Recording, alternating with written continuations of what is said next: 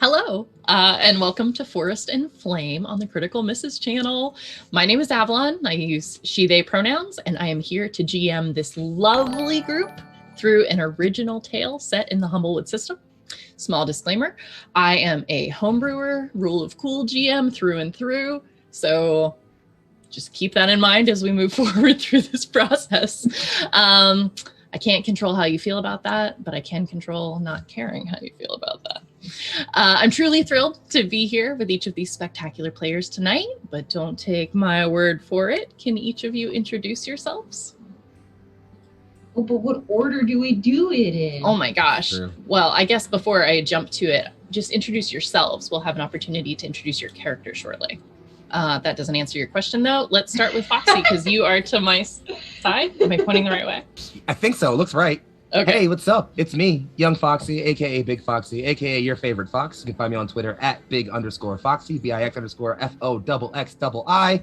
And let's keep it pushing there. I guess to my right would be Lynn. Hey, I'm Lynn. She, her, flying cirrus pretty much everywhere. And I'm excited to play. Who's to your right? I'll go. How about I'll go? My order is a little bit different, I think. My name's Kelly. Hi, everyone. I'm Kelly. I go by Kells and Pokekells, and I use she, they pronouns. I am so excited to be here, and you can find me on Twitter at Pokekells and most socials at Pokekells. Welcome to Humblewood.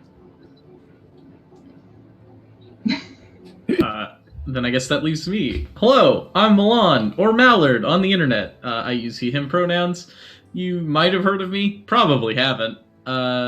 Yeah, Mallard Man is what I go by on the internet, though. And I'm very excited for tonight. Thank you very much. And behind the scenes, thank you to Anita for keeping this so cool. All right. So this is our first session together of a 4-episode arc.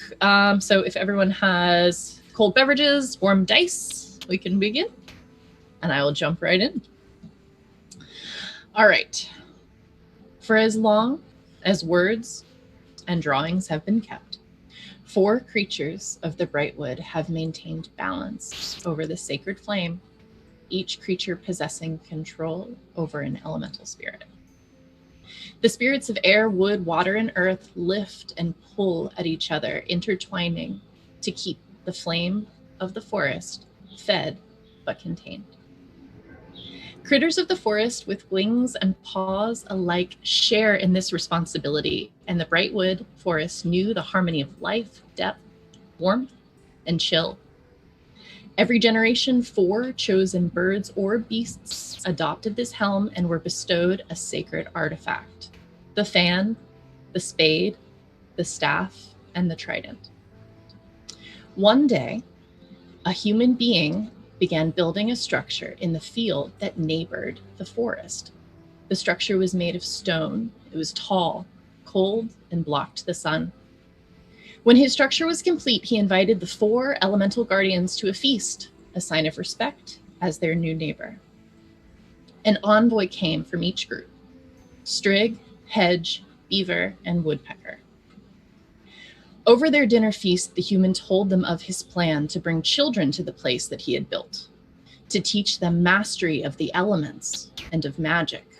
He asked each of them to help share their wisdom with the children, and in return offered to reveal their greatest potential. It's not known how the Guardians responded to his offer, just that they were never seen again, not by the creatures of Brightwood or by anyone they knew, nor were there sacred artifacts. Some say they accepted the man's offer and moved to a higher plane. Others say they refused and were imprisoned. Others still insist it's irrelevant. The feast was poisoned anyway. All that's known is that he took possession of the 4 items, and that the sacred flame flickered out in the forest that very night, appearing in the great hearth of the school's feasting hall. For 10 generations after that night, the school grew and the forest became dark and filled with new, terrible, monstrous creatures. With each generation, there were fewer critters of magic, and more birds and beasts became mundane, silent, and fearful like any other creature. Snow fell that never melted, and the edge of the wood grew loud with the taunting, raucous voices of children. And with that, we begin chapter 1, the hut at the edge of the wood. So, let's see, which of you has the highest constitution? I believe it is a tie between Milan and Foxy. Can you do a d20 roll off for me?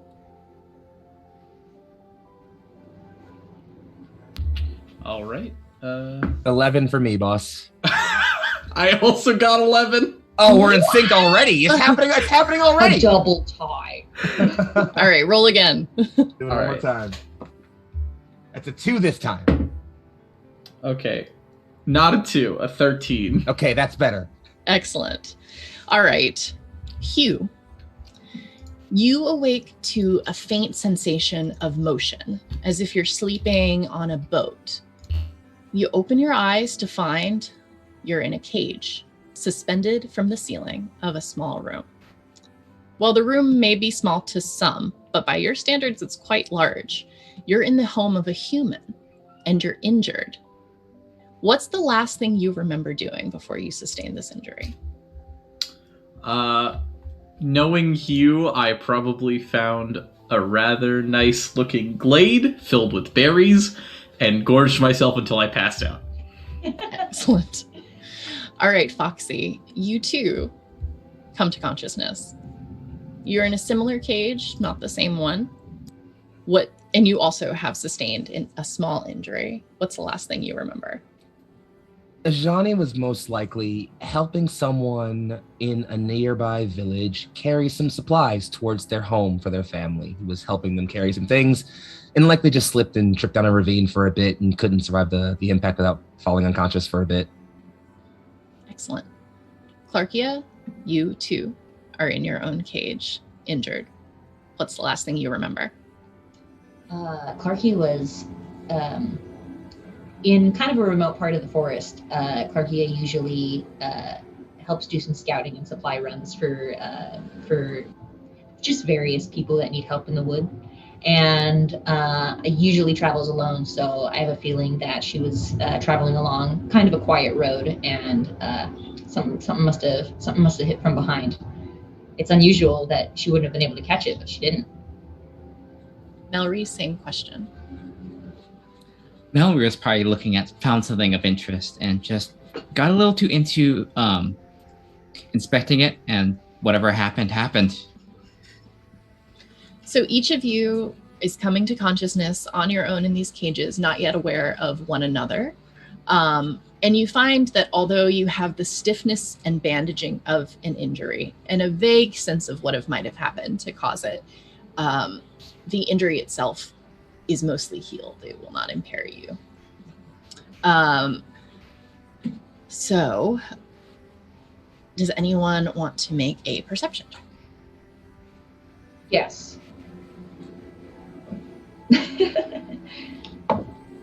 That's an 11 plus 5, 16 for Clark. So you notice you're kind of in this menagerie of cages of bandaged creatures hanging from a ceiling. And if you go to the edge of the cage that contains you, you notice there's an uncommonly large, haggard man sitting at a woman table with 3 children. Clarkia takes note of them and swiftly tries to scan around to see if there are any other humble folk in the room. Do I see these other cages? You do. And Great. I believe that you have some recognition of those contained in the cages. No, the kids. She doesn't say anything or make a noise yet. I think don't think that would be our style. But she kind of just like examines just to make sure everybody's like in okay health and tries to get a better bearing on what's exactly going on in the room. Anyone else? Subtly. I'll take a perception check. Why not? That's an 11 plus 0 for my 10 wisdom. You're not really picking up on much new, but you definitely notice Clarkia.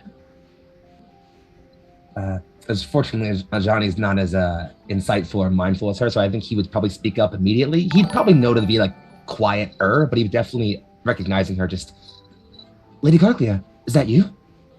She looks over and puts a pot to her face, like, but she nods, and then she like gestures over to the table where the large man and fam is gathered. But she's glad to see that Ajani's okay.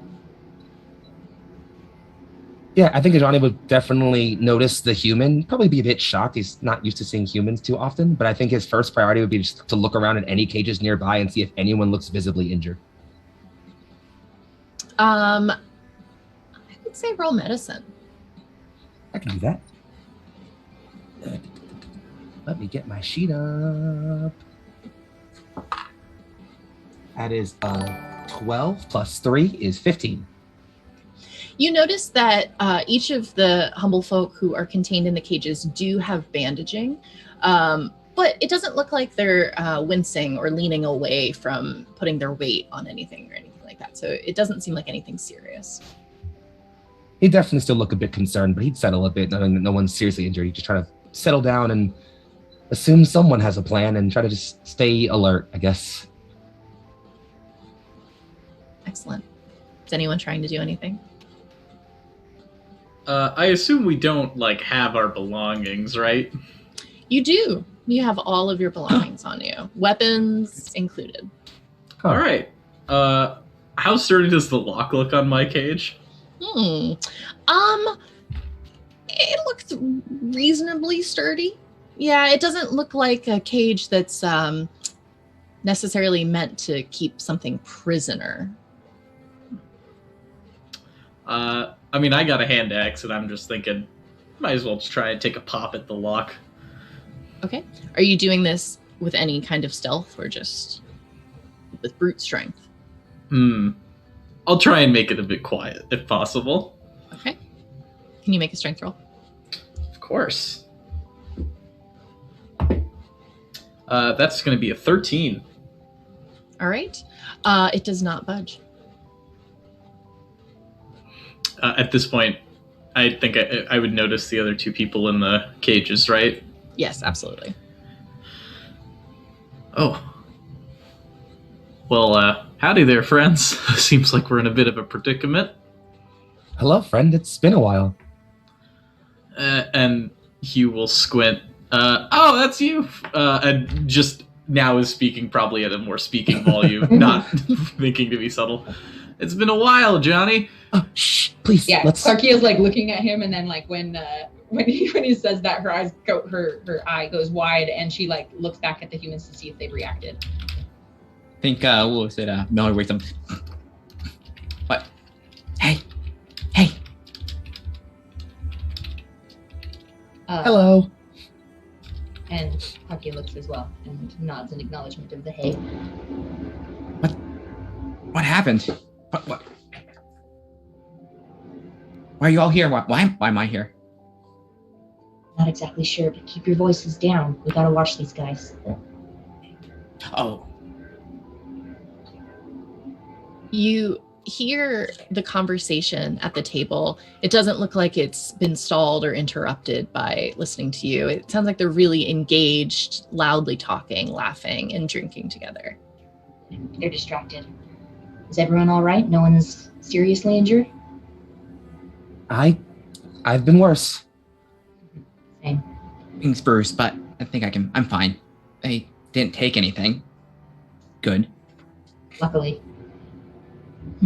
At the top of our cages are, so they're suspended, right? How far away from the ceiling would you say they're suspended from? And what are they suspended by? They're at slightly different lengths. It seems like they're just kind of almost like if somebody had a collection of potted ferns, how they might stagger them in the corner. Okay. But different things. Everything in this hut is very crude, but mostly it's pretty sturdy rope. Okay. But it is rope, and it's okay. So I think I think Clarkia is going to try to take her dagger and start to, if I can get my hands up through the top of the cage and start cutting out at the rope, I'm going to try to start doing that. Might involve a big fall, but we'll cross that bridge when we come to it. Absolutely. You're able to reach, no problem. The rope is pretty thick though, and it does seem like it'll take you a while to saw through. Okay, yeah, I think I'm just going to start working at it. Mm-hmm. Okay, great. While she does that, anyone else? Are these bars on the cage large enough for me to put my arm and axe through? Yes. Well, I can help someone else probably out more than I can help myself. I think I got a better angle with my throwing arm. All right. Whose cage are you looking to throw your axe? Are you throwing your axe at someone's cage? Either at the lock or the rope above it. I'm offering if anyone wants me to. Okay. I think I can find my own way down, but it might be a bit, gestures to his warhammer, loud. I think as that you say that, Mallory just says something in Crow and just misty steps to right above your cage on the outside. Whoa, that's impressive. See, easy. I will tell you that you attempt to do that and it does not work. What kind of magic? Well, there's one way to test how magic-proof these things are, if you don't mind. Johnny will heft his warhammer and just say, if you all don't mind the noise, I'll try to find my own way down. Be careful. I'll be fine. Galwin gives me strength. You'll see his hammer kind of glow just a faint bit of yellow in some places as I want to channel a smite and bring my hammer down on the floor of the cage as hard as possible. So would that be like an attack roll or a strength check? What you need from me, DM? Let's do a strength check. You got it. Just strength period or athletics? It's the same either way, honestly. Roll straight strength, yeah. Cool. Straight strength coming up right now. That is a 19. Plus 2 is 21. Damn. Let's see. All right.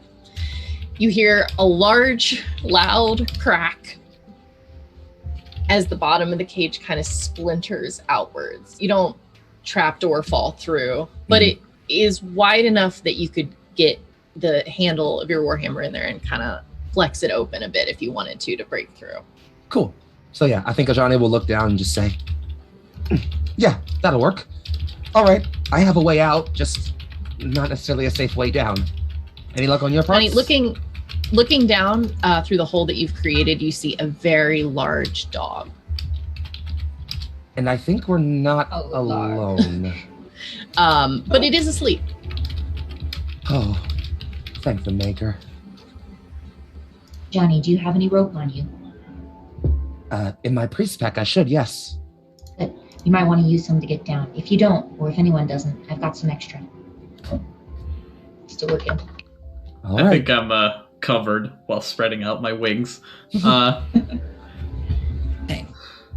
right, if we don't care about noise anymore, and I'm going to take a hefty swing at the lock this time. And I'm just going to go ahead and do another strength check for this. Yes. All right. 16 this time. Can you clarify if you're striking the lock from within your cage, or you had mentioned reaching out? I'll do it from the outside if I can reach outside. Probably easier. All right. You find that this time it is very easy to break the lock. All right. The door sort of swings open just a little. Well done, friend. Mighty kind of you. Is it so? You said that we're on different levels. Which of the 4 tiers level am I on? I would say that rather than different levels, they're just somewhat staggered. They're clustered relatively close together. You could probably reach out of your own bars and into the bars of another, but they're just not perfectly parallel. So the top of yours may be halfway up the top of Anjani's. Can I reach to Melry's cage and try and pop the lock off that one then? Yes, you can. All right. That's going to be a 13 again. Excellent. No problem doing so from the outside. Awesome. Thank you.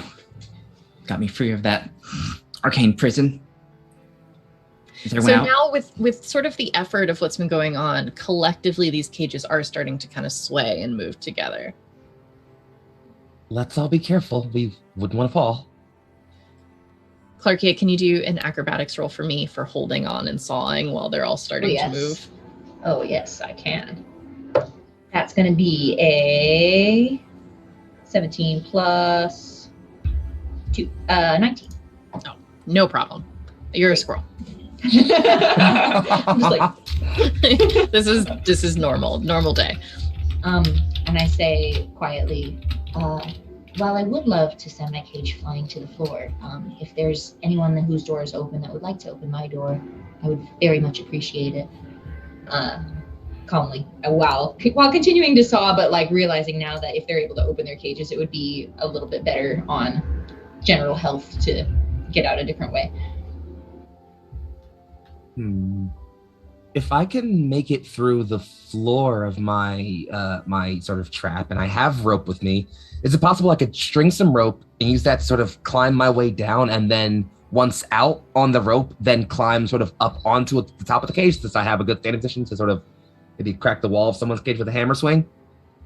You can absolutely try. I'm gonna try to do that thing I just said. I'm going to say Like it. athletics. Great, because I have very bad acrobatics. I Okay. completely take that. Thank you very much. If you want to Tia. flourish it into acrobatics, we can go there, but it sounds like Nope. athletics is good. Okay. I will take the 17 plus 2 for 19 that takes me. Damn. All right. Yes. Whew. So yeah, kind of impressed with himself for pulling that off. Johnny just looks down and just, okay. They just, will look over at Clarkia's cage, ready his hammer, and just say, "Madam, step back a bit." She does so.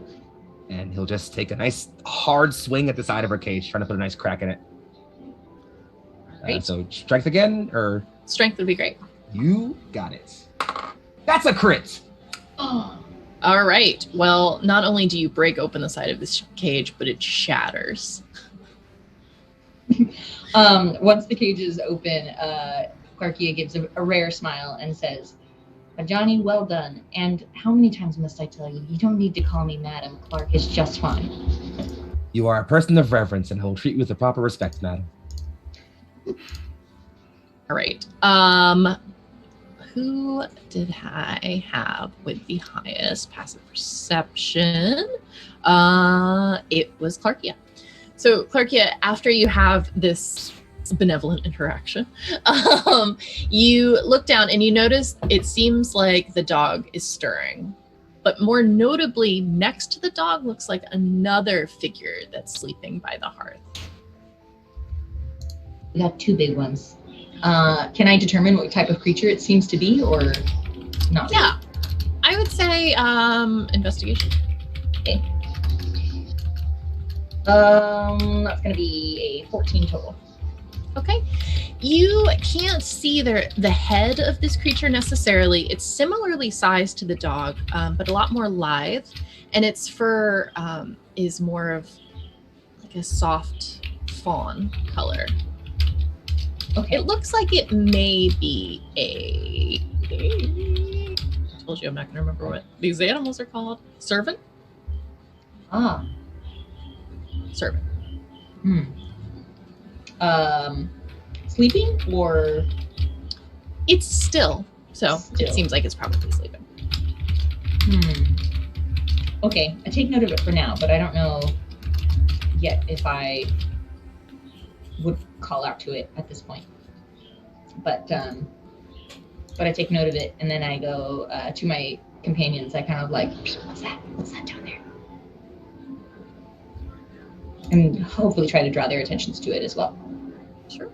Oh What- my, that doesn't look fun. They appear to be sleeping, so let's keep them that way. Oh, thank the saint.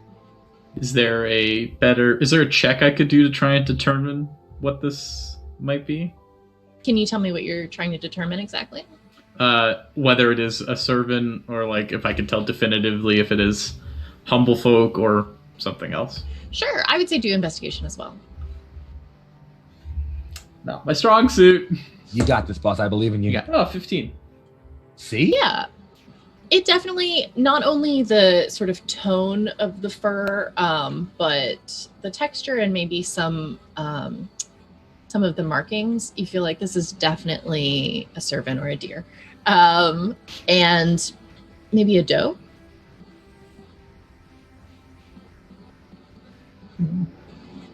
Right, well, that's mighty strange, but we're not in the business of prying. We're in the business of getting out lickety-split, right, folks? Hopefully, yes. Yes. Are there windows in this hut? There are two. It looks like a hut that is built to withstand winter. So the windows are quite small and well insulated, and it doesn't look like they necessarily even open. Okay, I think the windows are out. I take note of the exits of the rooms. If we're... Clarkia is trying to formulate a plan of escape and wants to take note of the exits and determine if we'll have to pass in close proximity to the man and the family if we're to exit this room. There is one door that you can see. It's a one-room hut. You can see the man's bed in the corner as well as the table where the group is sitting. And in order to access the door, it would be a very close proximity to the table where everyone else is. Mm-hmm. Other than that, there is technically a chimney, but there's an aggressive fire roaring in it. I don't have anything for fire. We're gonna have to take the front door out, which means we'll either need to be very quiet or distract all the creatures in this room. Mayhap if we wake our furred friends down there, the noise might cause suitable distraction for our, well, not so furred friends over there. Question is, are they furred friends or furred foes? You can never be too careful. Never know. Suppose that's the gamble.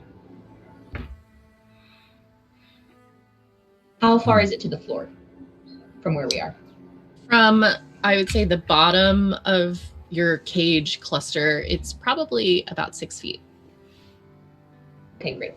Cool. So we could reasonably drop to the floor without having to worry about too much pain.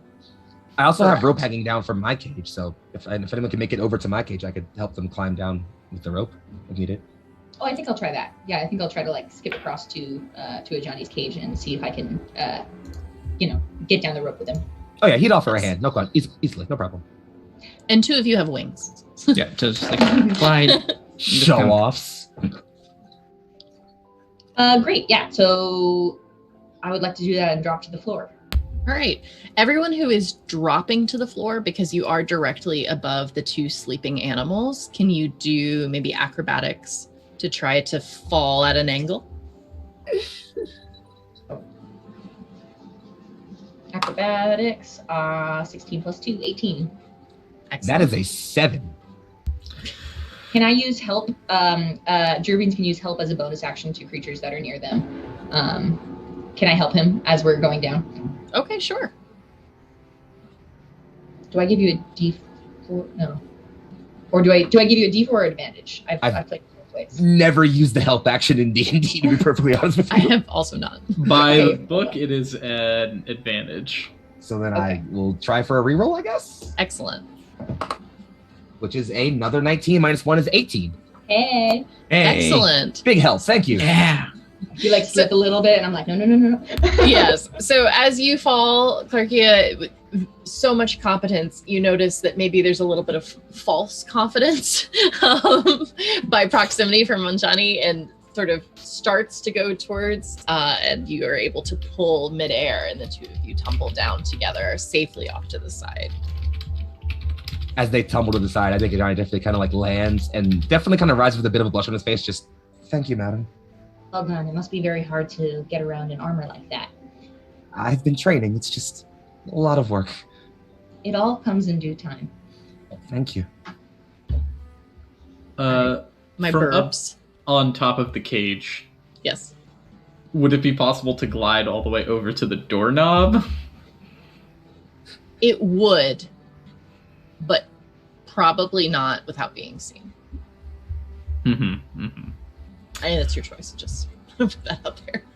Maybe not just blowing our cover immediately. You're quite a large bird. I am also pretty noticeable coloration as well, with like Yes. a light brown with black spots.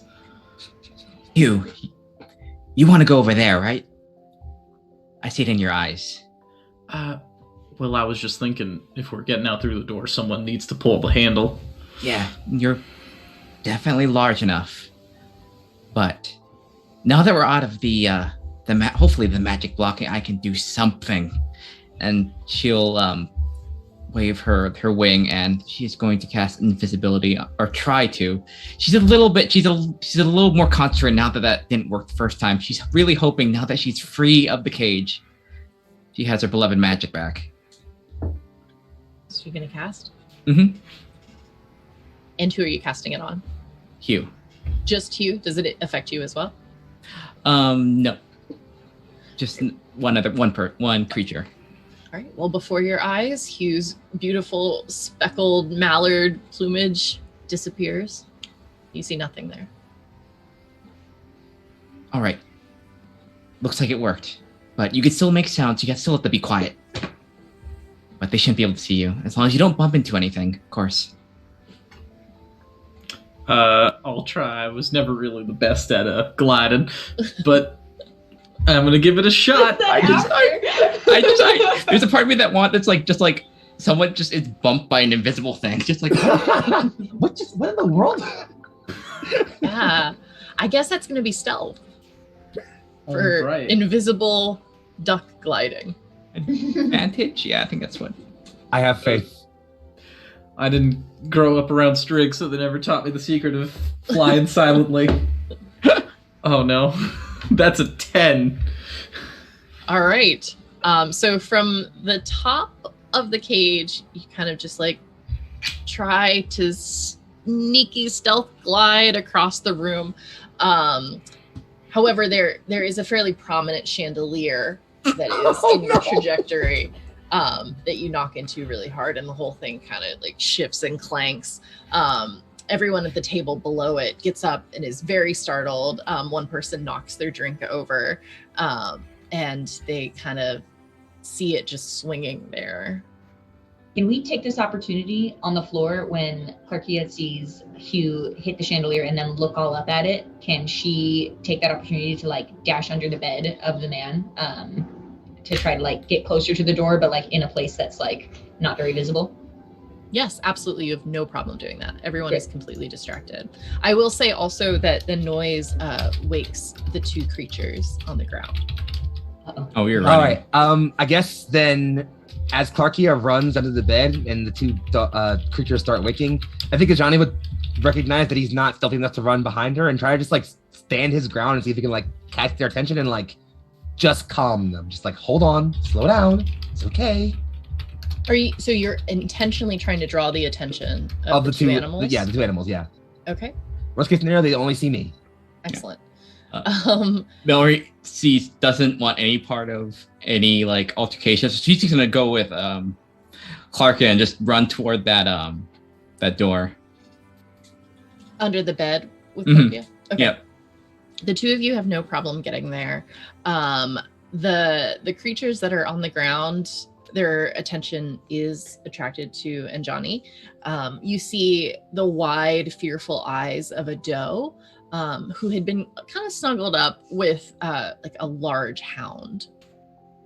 The hound does not seem like humble folk, but the doe does, and is kind of like starting to growl and snarl at you before the doe turns to him and kind of like gives like small comforting nudges, almost as if she's casting something, and that hound goes back to sleep, but the doe is still awake looking at you. Johnny would just put his put his warhammer behind his back and throw up both of his hands. Just, I promise I mean you no harm. What are you doing? Trying to get out of here, I think.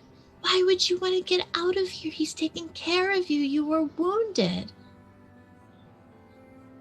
Putting someone in a cage suspended above the ceiling is a very strange way to take care of them. Well, because sometimes when you're wounded, you get scared and you could hurt yourself. Okay. I got wounded a long time ago and I just stayed here. It's warm. And you're not wounded anymore?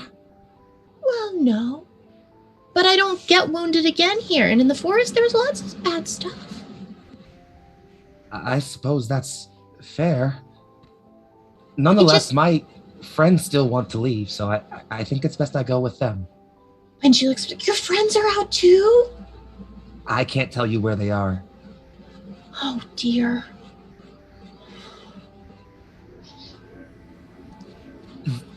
And Johnny looks very conflicted because oh dear, already? This is already happening? So he looks incredibly conflicted for a while, mostly because he is not allowed to lie by the codes of his religion. And so he just says, some of my people that I know might have gotten out of their cages, yes. What? Can you tell them to get back in? I can try, but I'm fairly certain they'd like to leave. She slowly, you follow her eyes, looks up. She's like, you broke the cage. Now you'll never be able to get back in. Well, I assumed that was their plan, yes. Oh, gosh. Well, I mean, do whatever you'd like. I just think it's really foolish to try to leave. I sense you have some trepidation around the forest. Would you... Well, it's terrifying. It's certainly not always the most kind place, but you find people who are good, who look out for you. Do you have friends? Yes, I have friends here. I have this dog, and I have the guy that takes care of me and feeds me. Well, as long as you're happy, I'm certainly not one to intrude. Honestly, I don't remember a whole lot before I came here. I've been here so long. How long have you been here? There's something... roll insight for me. Oh, boy. Mm. Here we go. That is a 10. This seems weird. Yeah, that's about what he'd get from this. Oh, dear. Could someone more socially capable come help me with this? It ain't me. Yeah, I think he would definitely notice the strangeness there and just... Are you certain you feel fully comfortable here? Do I feel fully comfortable snuggling on a big furry thing next to a fire? I think so. Suppose I can't argue with that logic. Well, I won't accost you. I just, didn't mind the conversation while I was talking to my friends. I'm going to go get them now, if that's okay with you. Okay, well, I guess. You take care of yourself now. Okay. He'll just very awkwardly try to shuffle his way off towards the right, towards where the other two went below the bed. You can see she's trying to settle herself, but I don't know. She's a little shaken. She's not quite sure what she should do next. Listen, Ajani's very not good at people. It's the best you're gonna get out of him, all right? Does he join us under the bed? You might as well. Sure. It's better than having a conversation any longer. Excellent. As soon as he gets under the bed, Clarkia turns to him. Johnny, did you get her to help us? Is she going to break us out? No. She's happy here? She doesn't understand why any of us would break out. Supposedly we were here to be healed. There was some magic in the cages. Maybe the human cast spells. That human is keeping that poor servant contained? It's a possibility. That seems unjust. It does. But if she wants to be here, it could put us in danger trying to break her out against her will.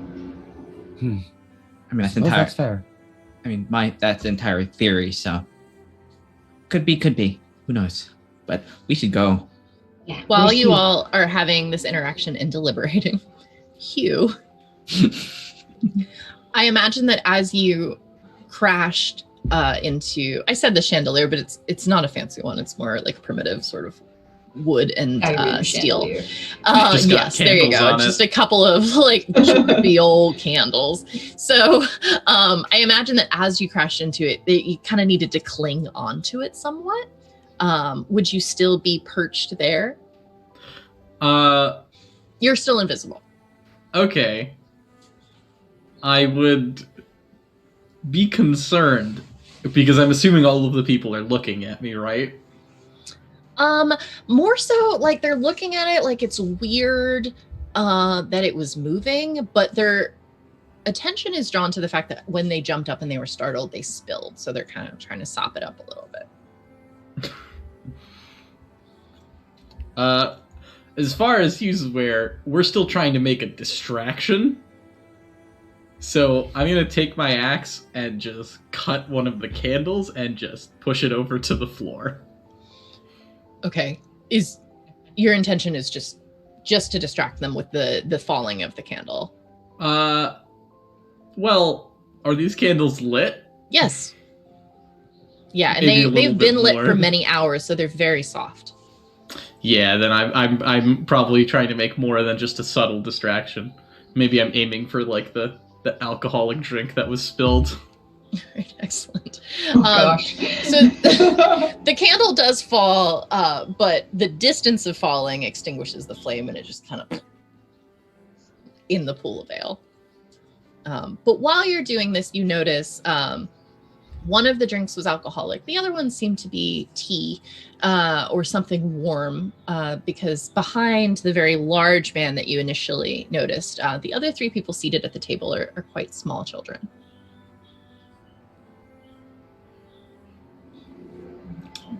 Well, that plan went up in smoke. All right. I will look to still trying to get towards the doorknob, hopefully without another chandelier in the way. Another one. In this case, you would have a clear shot to glide down to the door. Then I will attempt to do so. Okay. I'll just say that you get there. And would you are you trying to grapple onto the door, or are you just kind of on the ground by the door? What kind of doorknob is it? Good question. So it's not a doorknob so much as a big, hefty piece of wood that is braced by a wooden crossbeam.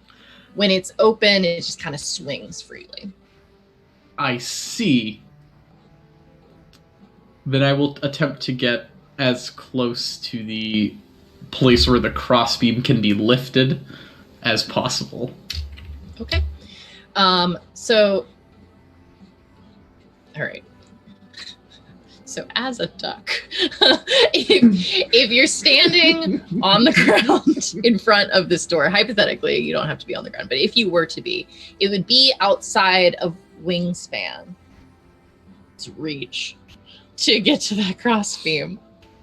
And if you were to be perched on the beam itself, you would be fighting your own weight to lift it up and out.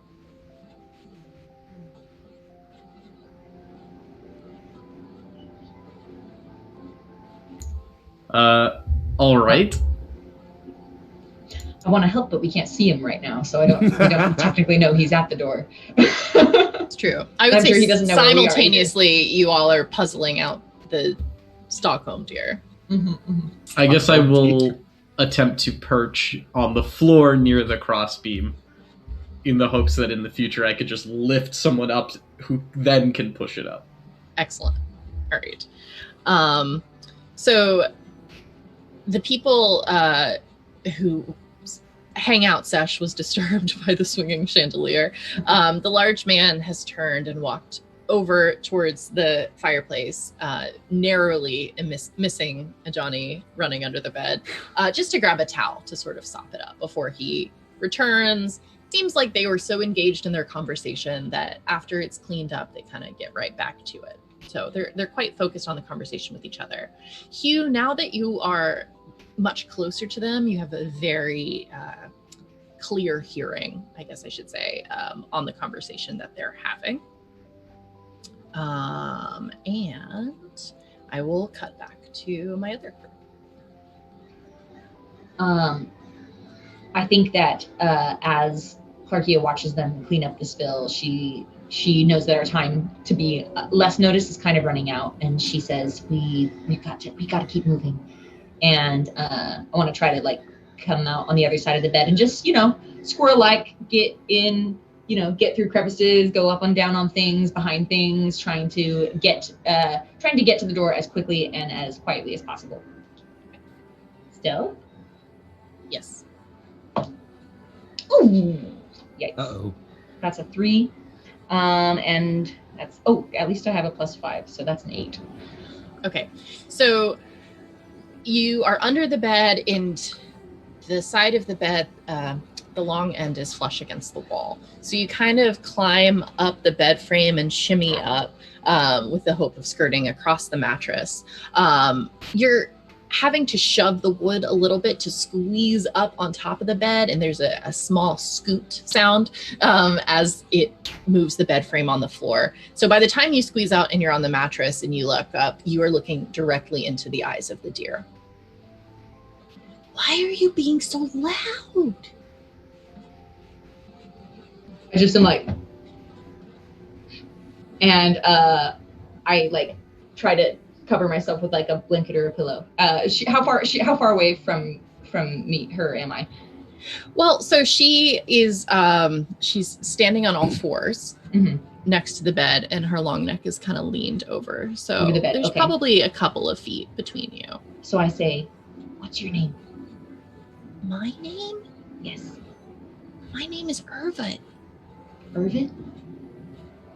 Where do you come from, Irvin? Do you have a family?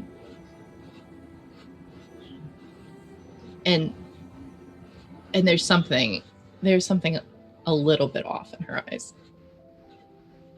Irvin, you are a creature of the wood. You are not a creature of a house. Well, yeah, sure, I came from the woods, but now I'm in the house. Yes, but my friends and I are not creatures of the house. We need you to open the door. We need you to help us. Well, I can't get the door open. It's heavy. That won't be a problem. If I may, would you take me over to the door so I can get it open myself? I think they'd notice me. They probably would. In that case. Honestly, if you're in such a rush to leave, the kids usually leave when it gets late anyway to go back to their dorm, so you could just wait and sneak out with them. How late? How late is it, and how late will they leave? Well, they're starting to look a little sleepy, so, probably soon. It's just that the big guy gets talking and no one can get out of here. Who is this man? Is he kind to you? He's so kind to me. He fixed you up, didn't he? I cannot confirm nor deny that. Honestly, he's one of the nicer ones. The nicer ones, huh? I haven't met a lot of people, but of all the people who visit, he seems like a pretty nice one. And does he speak to you? He speaks at me. We don't speak the same language, You've never once felt like perhaps you'd like to return to where you came from? God, no. Well, Irvin, we got to get out of here. My friends and I have duties to our families, to our friends, to many others out in the wood. And I can't say I'm appreciative of being taken against my will into a cage in a house that I'm unfamiliar with, even if it was with good intentions. So forgive me if I'm not overly grateful to your... She hesitates because she doesn't know whether to say owner or friend or captor. So your human companion. To each their own. Thank you. Please don't tell them that you saw us. And she's going to go back under the bed and say to her friends, if we wait here, there may be an opportunity for us to sneak out with the young ones. I don't know how long exactly that will be. Hugh, as you are waiting by the door, you hear the human conversation resume. And the large, sort of haggard man is just like, well, all I can say is you best not get any closer than the edge of the grounds this year. The yellow dragons have been loosed. And the kids are like, just a little bit nervous and like kind of chuckling it off. Like, there are no yellow dragons. What are you talking about? Am I supposed to be able to understand human You speech? can absolutely understand human speech. Is that a normal thing? It is a normal thing. Okay. Oh, Yeah. So the servant didn't. Odd. All right. I'll write this down. And their conversation sort of continues to ramble about these yellow dragons. What would you like to do, Hugh? I think I'll just try and stay put. But curiosity will definitely get the better of me, and I will get closer to the table to try and listen in a bit better. Absolutely. You notice that the large man's voice gets a little bit lower, more so for dramatic emphasis than any kind of secret that he might be telling. But as a result, you find yourself sort of drawn to lean in. And he says, even though the dragons be under contract, it wouldn't be hard to turn a blind eye if a few nosy students went missing, would it? Aye, they have a job to do, and who could blame them if they got a bit peckish? After all, ripping the very trees from the earth, roots and all, works up an appetite. And he kind of like leans forward and startles the kids back in their chairs. You notice they're a little bit shaken, and one of them kind of nudges one of the other ones, and they start kind of nosing towards the door and gathering their things up. And they're like, all right, well, that was a good story. We'll definitely be careful for the yellow dragons this year. It's good to see you. It's been a long summer. And they start putting on their scarves and hats and things like that.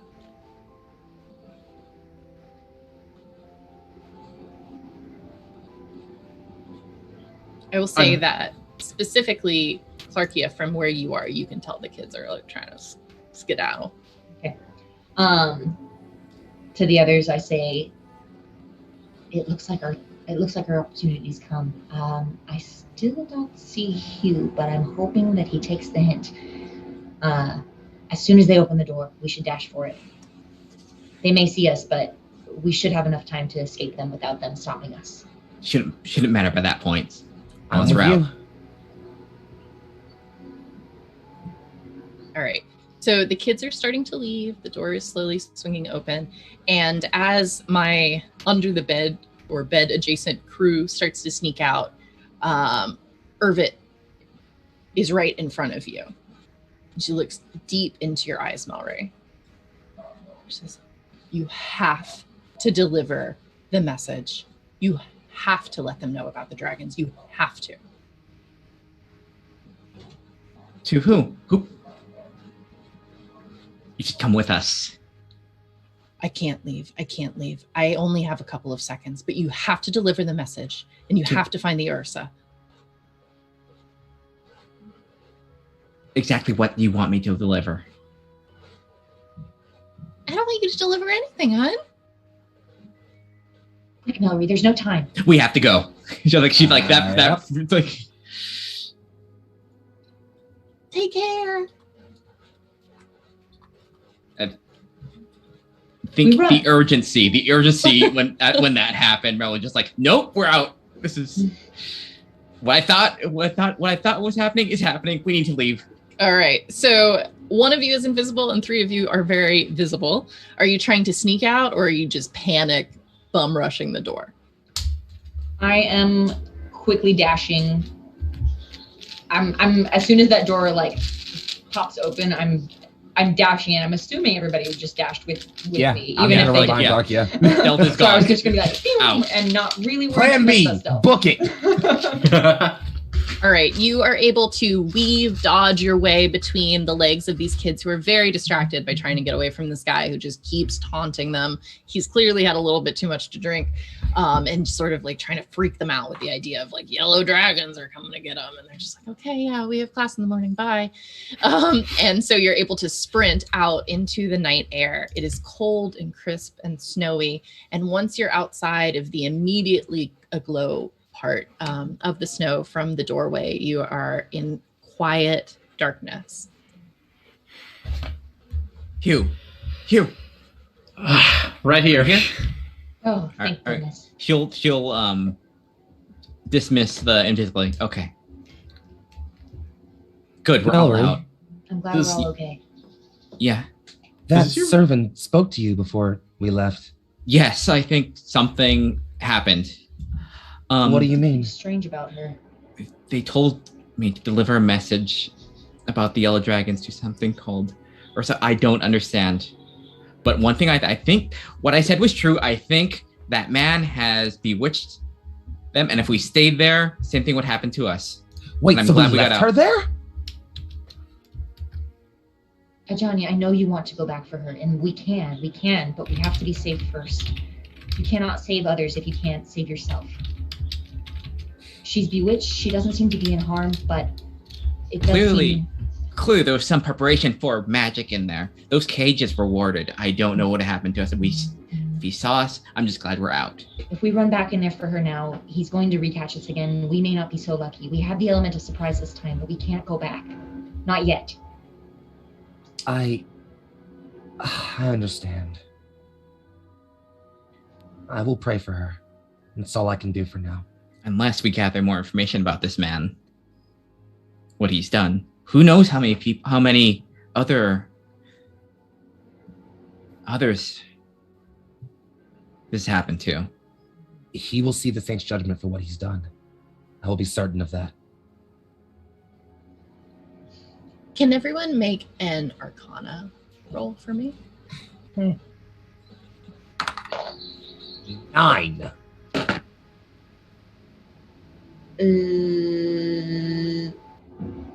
4. 20. By some miracle, 19. Hey! All right. So, as Mallory is sort of recounting this interaction with Irvit, the word Ursa does stand out to you, Hugh. And now that you're sort of calming yourself, Mallory, it does ring a bell as well. There is a legend of a place deep in the wood where the Ursa dwells.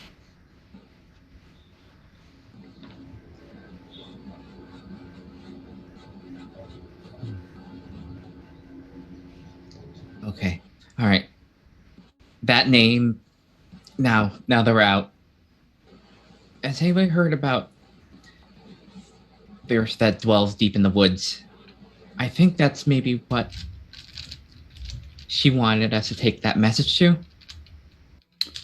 I've heard passing tales, but nothing extenuous. My mama used to tell me and all my siblings about that when I was a young little duckling. Said all the best fruits and berries grew there, and only special, smart, very good people got to stay. Mallory, you have a sense, you're not really sure from where, but you have a sense of how to get there. I've heard tales of where it is. I think I know, judging if they are true, where you can find it. And it seemed, judging by the way that she told me the message, it seemed urgent. Whether or not she needed help, or there might be something that will happen to the Ursa. We need to get there. Then this is fate. The gods have seen fit to bring us all together upon this quest. And as long as you all would see me travel with you, I will keep you all safe. Yes. Yes. I believe that bringing the message is the right thing to do. And if that can help the creatures of the forest, then that's where I will go as well. Likewise, I would honestly like to meet this Ursa. See if any of the legends are true about whoever it is. But yes, we need to figure out what she wanted and get that message. Something about this doesn't sit right with me. Are we in a courtyard or are we like in woods? Like You aren't quite in the woods. You can see the woods ahead of you just a few yards, but it's kind of like you're in a large, kind of like a garden, maybe. It's covered with snow, but you can see that some vines, maybe some gourds are growing around you. There's a bit of a broken fence. Let's get out of here. I don't feel comfortable unless I've got a canopy above me. Yes. I want to start making my way towards the broken fence. Absolutely. And I assume all go that way Yeah, and definitely. broach into the tree line of the wood. It is instantly much darker. It was a fairly brightly moonlit night, but the canopy is dense and thorny here and a little ominous, even though you're familiar with the wood. It doesn't feel like a safe time of night to be out and about. Speaking of safe times at night, when Clarkia gets to the tree line, she wants to reach into her pocket, like as if she's just remembered something. She reaches in like for something like precious, and when she finds that it's in her pocket, she relaxes immediately, and she takes out a small blue jay shaped whistle, and just at the tree line, she hoots it a couple times.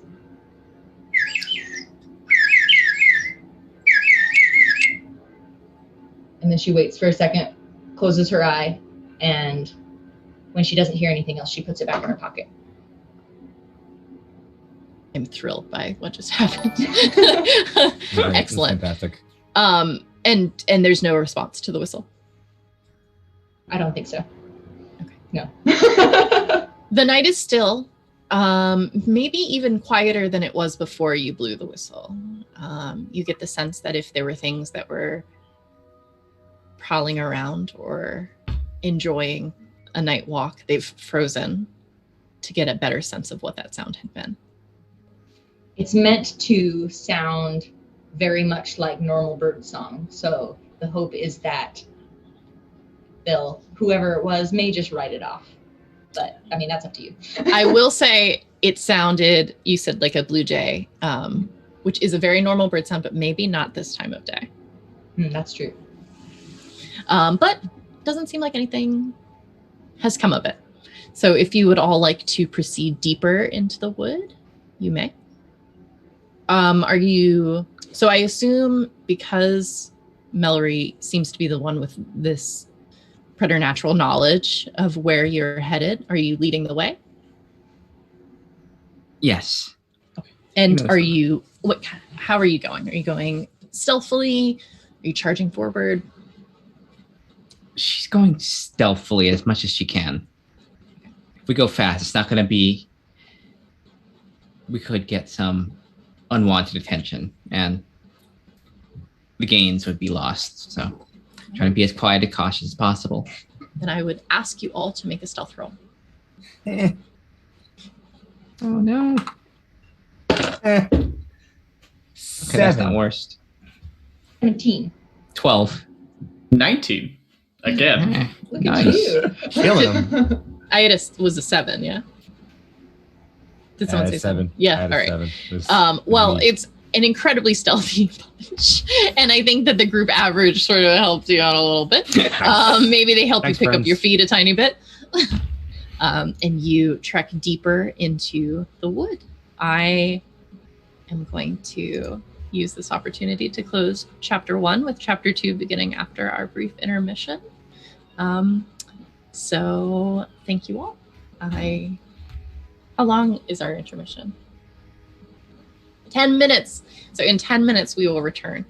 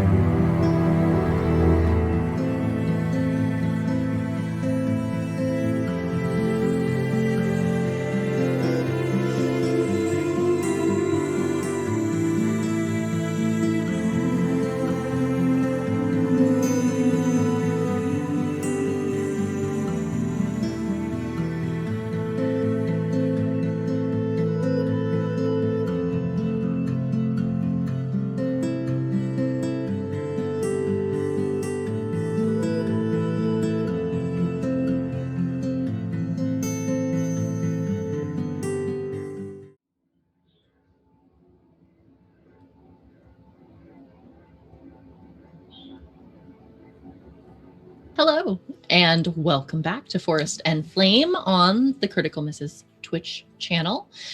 Before our intermission, our wonderful humble folk escaped a somewhat unsettling hut at the edge of the wood where they had awoken with some minor injuries. Now they are pursuing the Ursa, whatever that may be.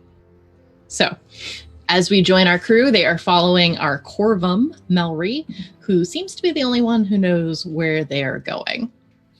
Melry, how are you feeling moving forward in the wood? She's feeling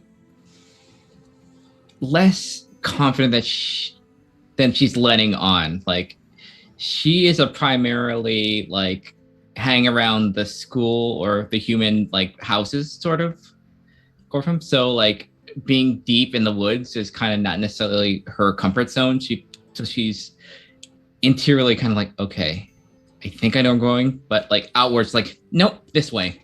I know where I'm going. So outwardly, you're presenting like you know that you're confident. I'm an intelligent Gorfam, and I know where I'm going. Cool. I just want to be sure. I will say that when you first started out, you knew where this Ursa was, and you had no hesitation. And the further you get, it's not that you're forgetting, but you are starting to rationalize the fact that you really have never been here before. And it's a little bit strange that ever since you met Irva, you seem so confident that you know where you're going. So as you all march forward through the overbrush and underbrush, can I have a perception roll from Clarkia? Oh yeah, guess what? We're in my favorite territory now, so that is gonna have double my proficiency. Nice. So that's gonna make it a 17, and with double, that's a dirty 20. You're definitely being followed. We're being followed. I want to like try to like subtly like, just like, cock an ear to the situation, like followed by humans or followed by humble folk. Based on your roll, it seems like you're definitely being followed by 3 or 4 humble folk, and they are following combination of on the ground and like up in the tree. I want to kind of like drop back to my compatriots and be like, there's a group of humble folk following us.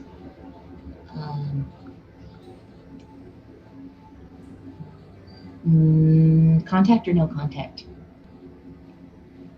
If they're following us, then obviously they're looking at us. So, contact would be my guess. Okay, she kind of like perks up and says, "Hello, friend or foe? We are just creatures passing through the wood. We see you. We hear you. Please make yourself seen. Please make yourself known to us." Right after you say that, in front of your group from the treetop drops a possum. And the possum has a very pert posture. And the colors of his outfit don't necessarily go together. He has a little bit of a dandy quality, but he has a coat with a lot of buttons that's open at the collar with sort of ruffles, and he has just like a very dramatic plumed hat. And he says, "Ha ha! I've been following you. You didn't know I was here, but I am here now." We did know you were here, and you are here now.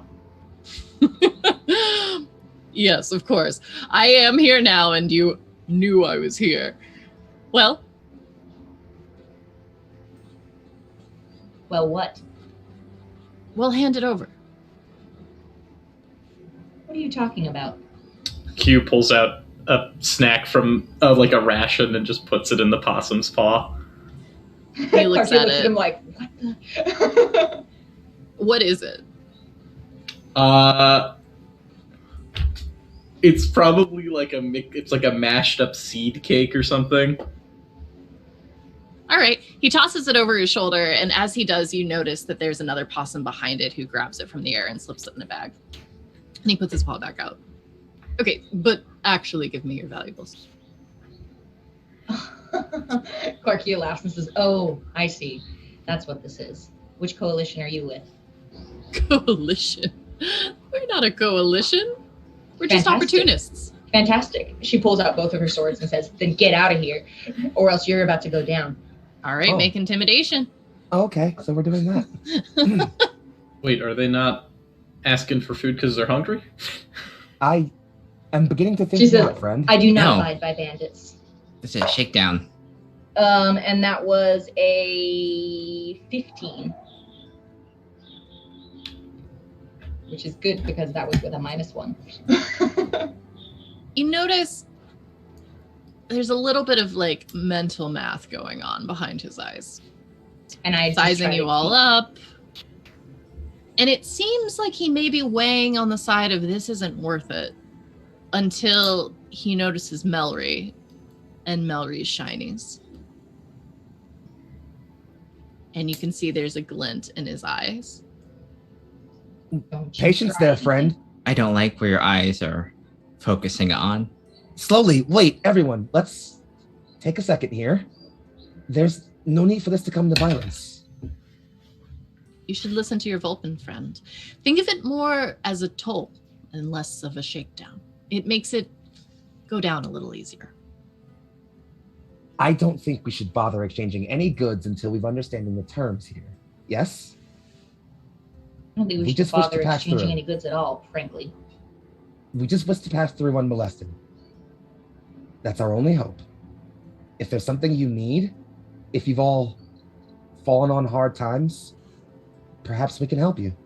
Ajani will reach into a pouch and pull out a few gold, probably about 10 or so pieces. Just, if this will help you all, take it and let us pass, please.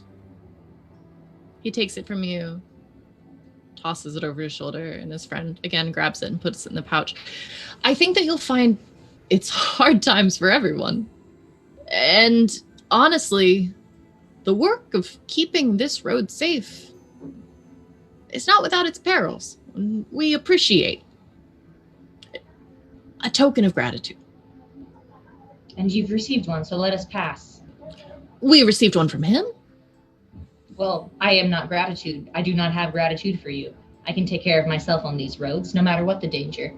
So, thank you, but no thank you. Surely my fare could count for the goodwill of my compatriots as well, yes? I think that your friend fails to understand how a public good works. As long as the road is here and is being maintained and all can access it, it's not really for you to decide whether or not you're capable. This is your road. You own this road? Who gave you this road? Did you pave it with your own feet? We took this road, Ah. And- see. we do keep it stamped down with our feet. Oh, that must be very tiring. You took this road. Then you all are thieves. Yes, they are. It's dawned on you now, Ajani, has it? Listen, all right, he's not Her good swords are at still this. out. So yeah, at this point, Johnny will definitely just draw, spin, and then like drop the business end of his warhammer on the ground directly in front of them, and just, my God does not tolerate thieves. There's at least 2 more of them. Maybe 1 or maybe 2 more that we can't see. Not that that's going to be a problem. I think that you would find that we are not thieves if you are willing participants in this transaction And You that My we are not friends have create indicated they are thievery. not willing. against your god if you oppose us. My friends have indicated they are not willing, and I have paid your fare. You will let them pass, or you will face me. I will say roll intimidation with advantage because he was already feeling a little bit. I Wigged got it. from And I Clarkia. got Get him. good old charisma. Here we go. With advantage, because that was a 1. That's a 17, so it's also a 20. All right. Ooh. I failed to notice that you travel with a Vulpin. So I will respectfully take my leave. Thank you for the gold, and good luck with what you face on the road ahead. We'll be just fine. Thank you for your concern. Johnny wilts a bit at the comment, but doesn't say anything about it. Just If it's all the same to you, and if you're not going to eat it, can I have my food back? No. Okay. He and his friends just sort of disappear back into the darkness if none of you are choosing to pursue them. I'll be Nope. keeping my ears out for you, and if I hear you behind us in the next hour, I will not hesitate that time. You hear a laugh, and then sort of from the other side of the wood behind you, you hear boom. And then they drift away. Well, fine job, Johnny, getting them to step back. Seems like if they have their wits, they won't mess with us any That further. was well done, but bandits usually are the sorry lot. If you intimidate them and you stand up to them, they usually will back down. They would rather get what they want without fighting. I don't much like being so mean to people. People like that are usually just desperate. Those all just seemed like opportunists and very rude people, but I don't like to assume. They certainly didn't mind, though. You have a good heart, Johnny, but they were dressed far too regally to be in need. I suppose Maybe- that's Perhaps that's something you'll pick up in your training, is learning to discern more than just words, but appearances and actions as well. Though I don't think you did wrong in that situation. I probably would have ended that with a fight. Your wisdom is always appreciated, madam. Thank you very much. So you continue along, and this part of the wood continues to feel unfamiliar, although it is thinning a bit. And you have a sense that you aren't plunging directly into the wood so much as kind of curving around and coming back out of it until you're on the periphery again, further than where you started. And you see up ahead, kind of as the trees are breaking up, there's several sparkling glints. Melry, do you recognize this place? No, I don't, but what are those over there? As you approach, you see it's almost metallic in the distance. Ooh. And you notice that it's not so much that the trees are thinning as you approach a naturally occurring edge, but they seem splintered and raw and broken.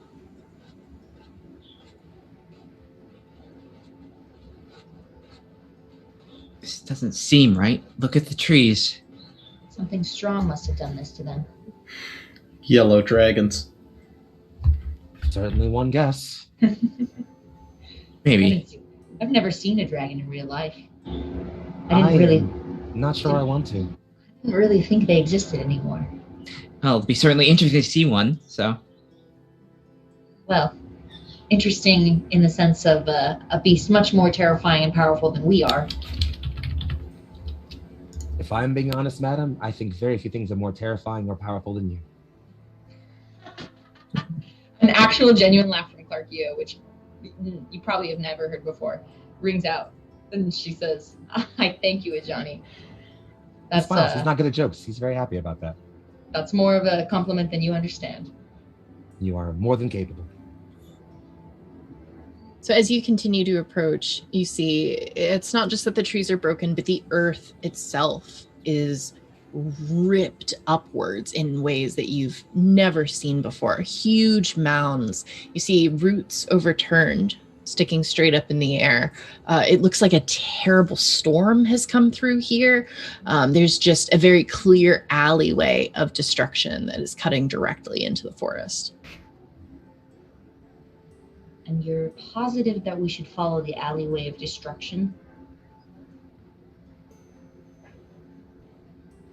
If not to find the Ursa, I think maybe we can figure out what did this. This can't be good for the forest. That's true. I walk So- in my God's light. With his protection, I fear not this destruction. I think it's most likely what those humans were talking about in the hut. They mentioned yellow dragons. Certainly possible. Oh, there's one way to find out. I think Mallory is extra taken with like the metallic bits. I think she's gonna go toward and examine them if she can. I will say, Mallory, the voice in your head that is leading you doesn't want you to necessarily go into this destructive place. It's more so that you're skirting along it. But there's a bit of a conflict of interest because you do see the glint and you know that you have the trust of everyone with you, that you know where you're going. And so while the Ursa may not be this way, there are shinies. She is very taken with shiny objects. So and she's curious, so she's gonna want to figure out if she can have any idea what did this and what this stuff is. So yeah, she's gonna go toward it. It's like, I'm gonna go see what that is. If you wish to remain back here, but I'm gonna go see what that is. Please be safe. Always. For Crow can smile, you get like that like open beak, like kind of squinty eyed thing. Oh, that's so cute. So as you approach it, the nearest glint is wedged in the earth, probably a good 20 yards outside of the tree line. And so if you're going to venture out there, you will find that wedged in the earth is a scale. It is a golden scale. Would you like to try to pick it up? Yes.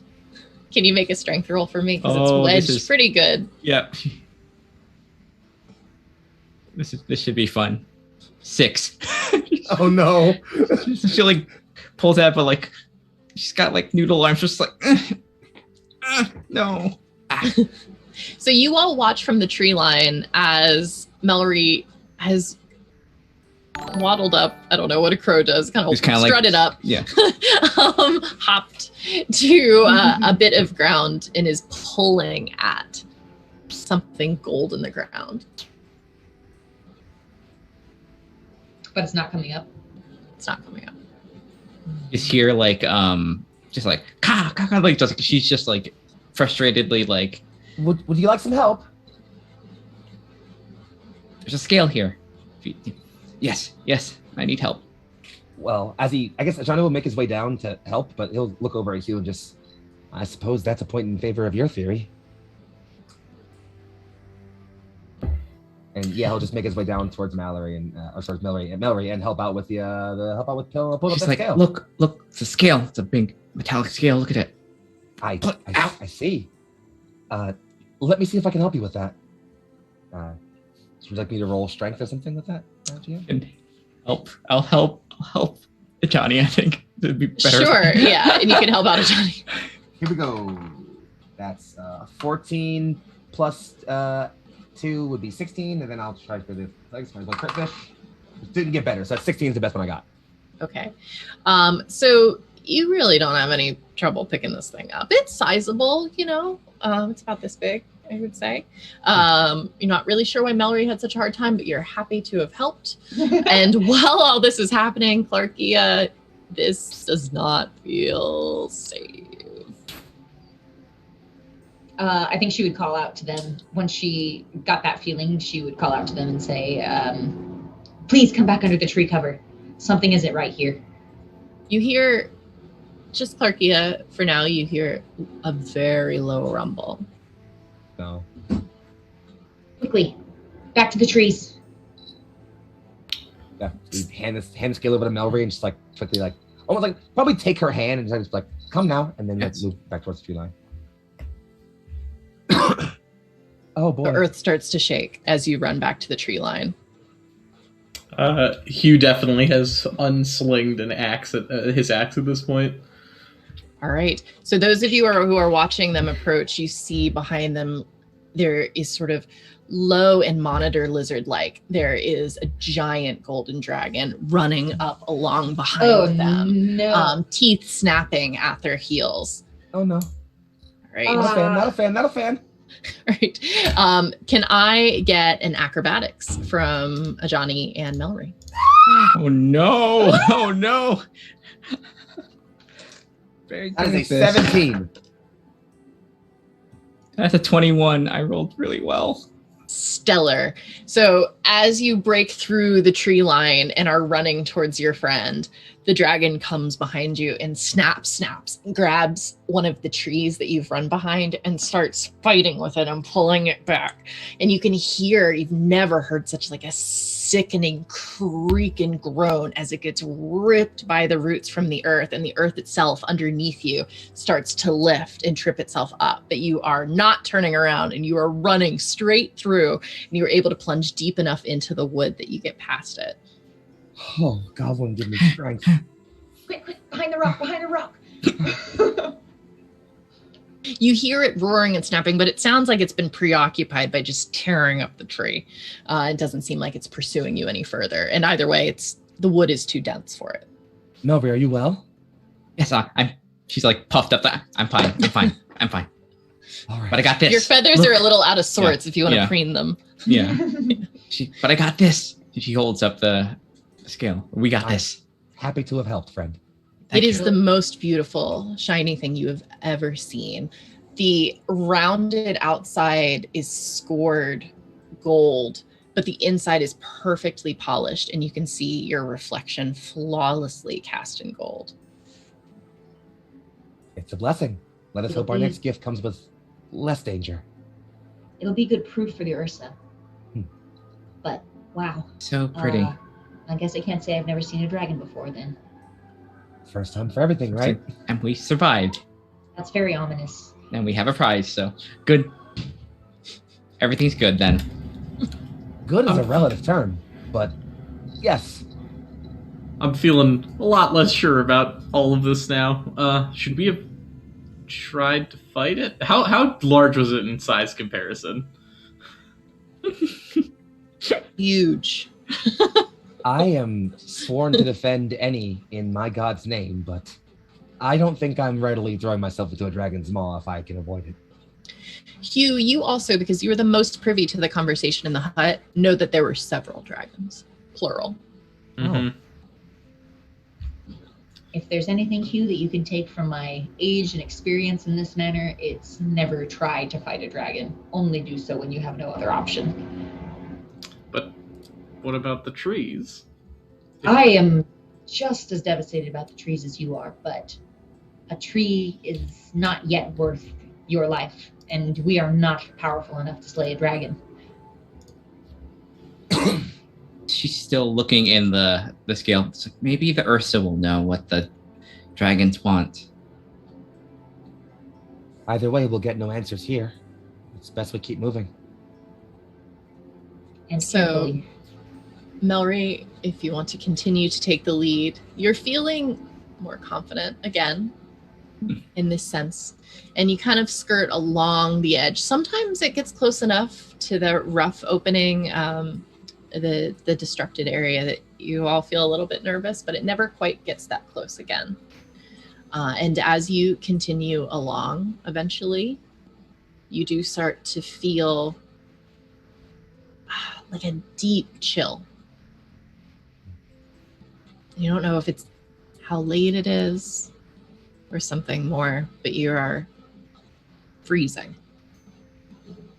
It's like the chill out here. Are you all doing all right? It's cold, but is it supposed to be this cold? I'm usually not out here this late or this far out. It does get cold late at night, but it doesn't usually get this cold. Mayhap we should set camp for the evening. Try to warm ourselves up. Travel with the sun. I defer to Melry. I'm comfortable in darkness and in light. And Sure. if this gets us there, if you think we're close, then I would push to push on. What's my feeling on this? Your feeling is that it's very important to get there and to let that Ursa know what you know. Okay. Can I have a survival check from everyone? Oh boy, this is. Is anyone else trained in this? No. I am very trained, but I rolled on that one. Ooh. 14. 16. I got a 19. Hugh, you're not sure if everyone would wake up if they went to sleep somewhere this cold. I don't. Now I'm not, the most insulated, but I don't think we should stop yet, especially without, a warm nest or something to perch in. I think we should continue on tonight. All right. I'll follow your lead. Here by me. Everybody, keep going. High knees to keep the blood pumping. Doing some like aerobics as you're walking. Everybody, like maybe we should like huddle up, just like huddle up as we walk. Walk in a big cuddle group, Yeah, just like just shuffle it's around weird. together. It's very. Clark, I He is think my like- wingspan literally can probably cover everyone. Yeah. So you all continue late into the night. And you're kind of at this point from a place of exhaustion, just plodding one foot in front of the other, determined to find this Ursa. Each of you having flickers of doubt that any of this is really that great of an idea, or maybe that Mallory actually knows where she's going at this point. But you continue on deeper into the woods than you've ever traveled, when suddenly the crunching ice beneath your feet brings your attention up, and you see a large opening in the hedge. Somewhat supernatural, very clearly manicured, and there is a large circular field in front of you. You notice that the trees on the very edge, inwardly facing, are charred and black with no new growth and no branches. Whereas the flip side of each tree is lush pine that you're used to. It almost looks like a bomb has gone off here, but it's quiet and it's still. Arkia seems disturbed by this. This does not seem natural. Fire wouldn't leave such a perfect circle. No. Well, if we're here to look for something legendary, maybe this is probably a good sign. Ellery, I think you know that you've arrived. this seems like the place. Of course. Right. This is the place. Yes. Then do we proceed forward? Yes, we do. I don't want to. Clarkia actually looks a little bit nervous, looking at the char on the trees and the scorched earth underneath. She seems apprehensive and kind of far away. Ajani will turn back to look at Clarkia and notice sort of like the nervousness and try his best to be inspirational and just sort of say, Madam, I share the same fear, but we've already come a great distance. If there's anything to be found here, I suppose we'll find it there. I will go forth and will hold out a hand if you'll go with me. She doesn't look at Ajani. She looks like she's like thinking about something else. But after like a second, she takes his hand and holds on to it. And though it doesn't look like it from the outside perspective, Ajani, she's squeezing your hand kind of hard. I will, just because it's flavorful and I don't mind burning the spell slot, I'm going to cast a second level warding bond. Because I get it for free. So yeah. So both of us have +1 AC and saving throws and resistance to all damage. Until it lasts for an hour. Oh yeah. Look at that. It ends if I drop to 0 hit points or if we get separated by more than 60 feet. Okay. Great. Feeling like she feels your courage and is a little bit more, and it kind of brings her back to the present, and she goes with you. Galwin is with us. He will keep us safe. Hughes definitely pulled out the axe not in the main hand, in the offhand, and is just like spinning it absentmindedly. As you look forward, this circle is very clearly lit by moonlight. It's a bright night, and we're deep into it. And you notice in the center of this perfectly circular clearing is a perfectly circular lake of ice. And in the middle of that lake, the biggest bear you've ever seen. And it's sleeping. Suppose we found our Ursa? Yes, that is most impressive, but we're here to do a job. Deliver a message. Yeah. I think Johnny would definitely like following Clarkia, like squeeze her hand a bit tighter, as well as he's also a little bit nervous now, but just like trying to look the figure of strength. Just right. Let's go. Walk closer. Yep. Yeah. Walk up. Tentatively. Let's do it. You enter the clearing, and as you approach, you notice on the north, south, west, and east sides of this perfectly round lake are small stone structures, almost like altars. This is a place of reverence. Mom always told me to mind your spirits. Spirits sure love circles. Absent-mindedly, I think a small breeze picks up around Hugh. It's colder here than you've ever felt. Do you move forward past the altars? Yes. Yeah. Yeah, let's go. We didn't come here for nothing. All right. So you step past the altars, and the ice is perfectly smooth and slick. And I get an acrobatics. Oh boy. Come on. 17. 12. Go. Just It's a 3 minus 1. Oh no. I got a 16. okay. Large, wide feet are really helping me out here. So much like the stealth rolls when you were first moving through the forest, everyone's doing fine except for Johnny. I'm trying, guys. I'm trying. I feel like if Hugh notices that Johnny's like clearly slipping, he will just like pick him up. The second that you set paw out on the ice at Johnny, you put all your weight on it and you smack your tailbone as hard as you can on the ice. Ooh. Ow. And it's embarrassing and painful. Mm-hmm.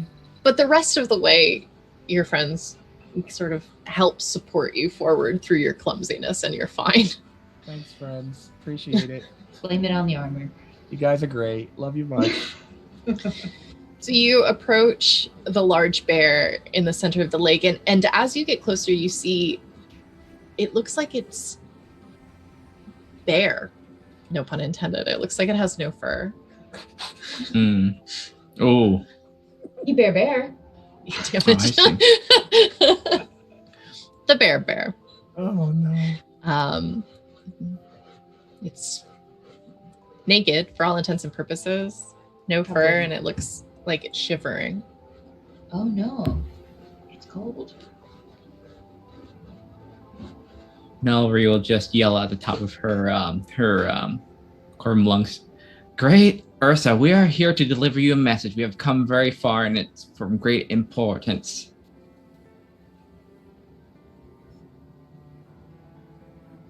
Oh no. Throw him in a backpack. Are you well? It seems beyond sleep. It seems like it's almost in a coma, some deep unconsciousness. Oh. Seeing that it's very clearly cold, Hugh will grab just something, like some pieces of charcoal, and try and build a rudimentary fire as best as possible. I think Clarkia wants to get into her pouch. She's got a leather's pouch called a healer's kit, and it contains. It has 10 uses, and I can use it to stabilize a creature that has 0 hit points without needing to make a wisdom check or a medicine check. So if it's not a stable creature, I can just stabilize it potentially, but if it's asleep by magical means, this won't work. So Also, as a curiosity, would you count? I'm assuming this thing's kind of like frozen, for lack of a better term. Experiencing like sort of like hypothermia. Would you count that as paralyzed for as a game condition?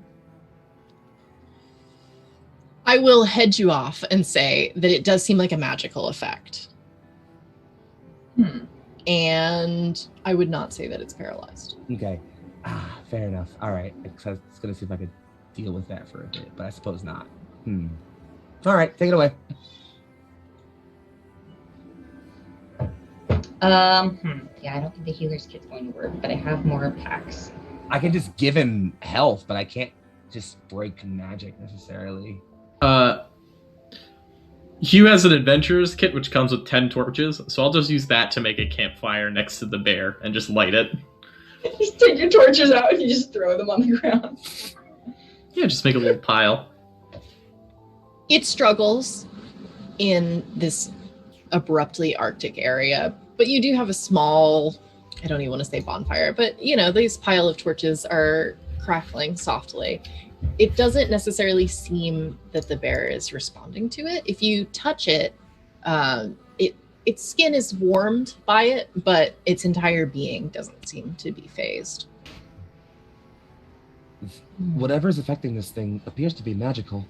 Is there anything we can do to break this? I can break certain kinds of magic. I can try my best, but it's no guarantee. But it's my only shot that I can think of. Your best is more than enough. I'll give it a try. Ellery, before you do that, can you make an Arcana roll for me? Okay. That is, what is that? That is 26. Oh gosh. Oh. As you're grappling with what to do to help this bear, Irvit's voice is sort of echoing in your mind and tugging you to the altars.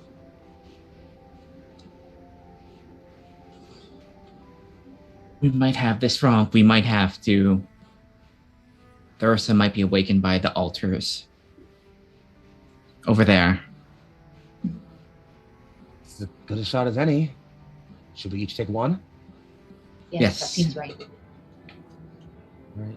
Oh, out of curiosity though, how far apart are the altars? Sort of. Is there a way that I could be near one so that Clarkia is not outside of 60 feet from me, just in case? If you're each at an altar, you would be outside of that distance from each other. That's fine. I can burn spells off of you too. That's okay. Your friendship was appreciated. Friendship bond. If you all are choosing to approach one, and they're at the cardinal directions, can you each let me know which you go to? Dibs west. I was feeling north. South.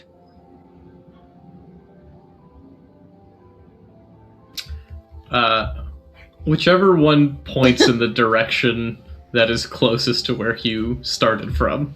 Okay. We'll say that's east. And when I say started from, I do mean hatched. Okay. That's cute. All right. So as you each approach them, each are similarly sized, rather, but slightly different and hewn from stone. They have deep indentions in the center, almost like an object belongs there, but you can't tell from looking at the indention what the object would be necessarily. And there's scrolling on each one of elements. So, Clarky, I believe that you had chosen the north.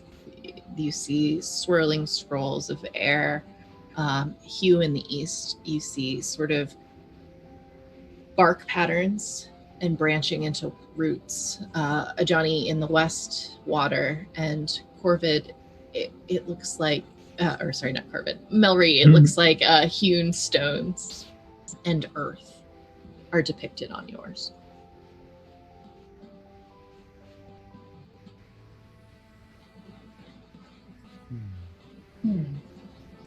Sorry, can you say those elements one more time?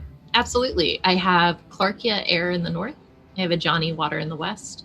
Hugh, wood in the east, and Melry, earth in the south. Do we offer a sacrifice of each element? That's Johnny's first guess.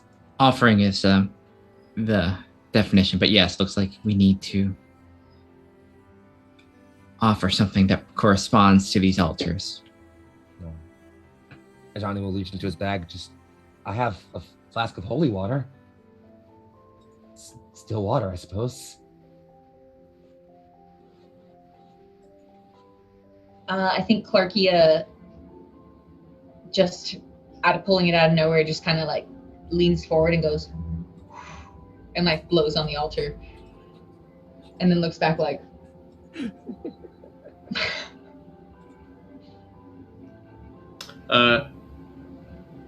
Having just dumped all my torches, you will just stick the handle of the axe in there. Mallory reaches into her pack and just pulls out a little satchel of grave dirt and just put that on there.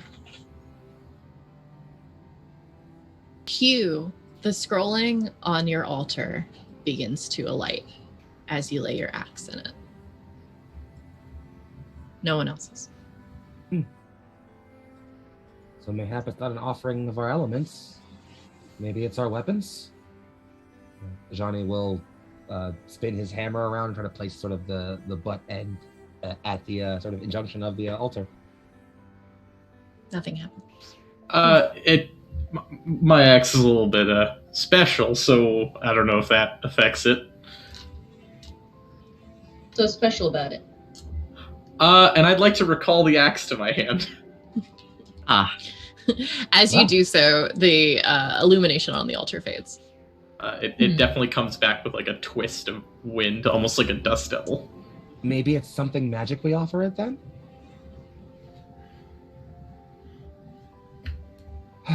Okay. Johnny will very slowly unclip the locket he has carried around his neck and just very slowly I hope I get this back. Place it on the altar.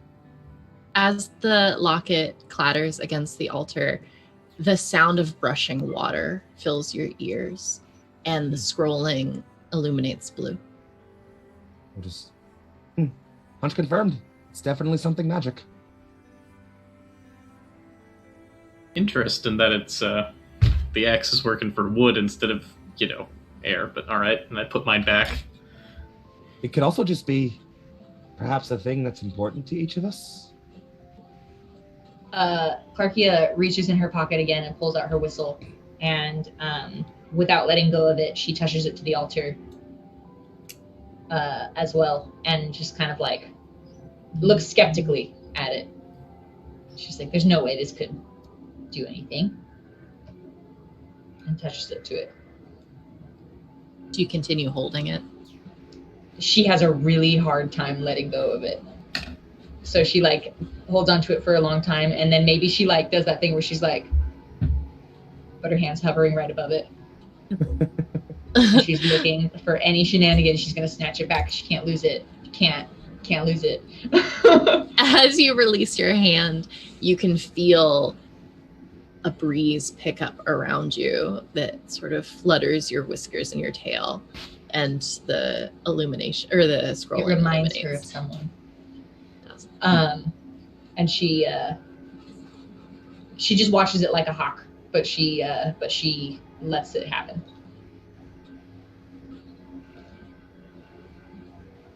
Mallory takes out her prized pearl of power that she had taken from the school and gingerly places it on the altar, stares at it, takes her hand off it, and just kind of cricks her head a little bit, like waiting for something to happen. Mallory, you feel like you start to feel the rumble of earth beneath your feet, but it fades. The altar doesn't do anything.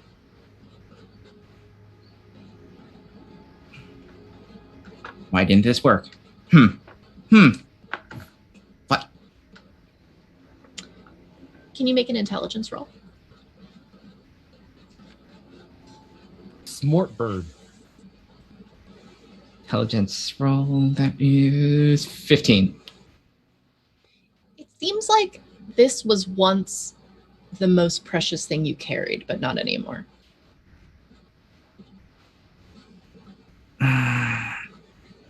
She hesitates. She takes the scale, looks at her reflection, and puts it on the altar. You feel a tremendous rumbling beneath your feet as your altar illuminates, comes to life. Hugh, did you put your axe back? I did. So, as we have all 4 altars illuminated, a circle begins to grow from one to the next, meeting in the middle of each of the 4. And you sense, rather than see, that there's a new breath in this clearing. A large, heavy, slumbering breath coming from the Ursa in the center of the frozen lake. It begins to stir and stretch its muscles, but it still seems stiff with the cold. And eventually, its eyes come to rest on you, and they are fully illuminated red. And it seems aggressive. Oh boy. Uh-oh.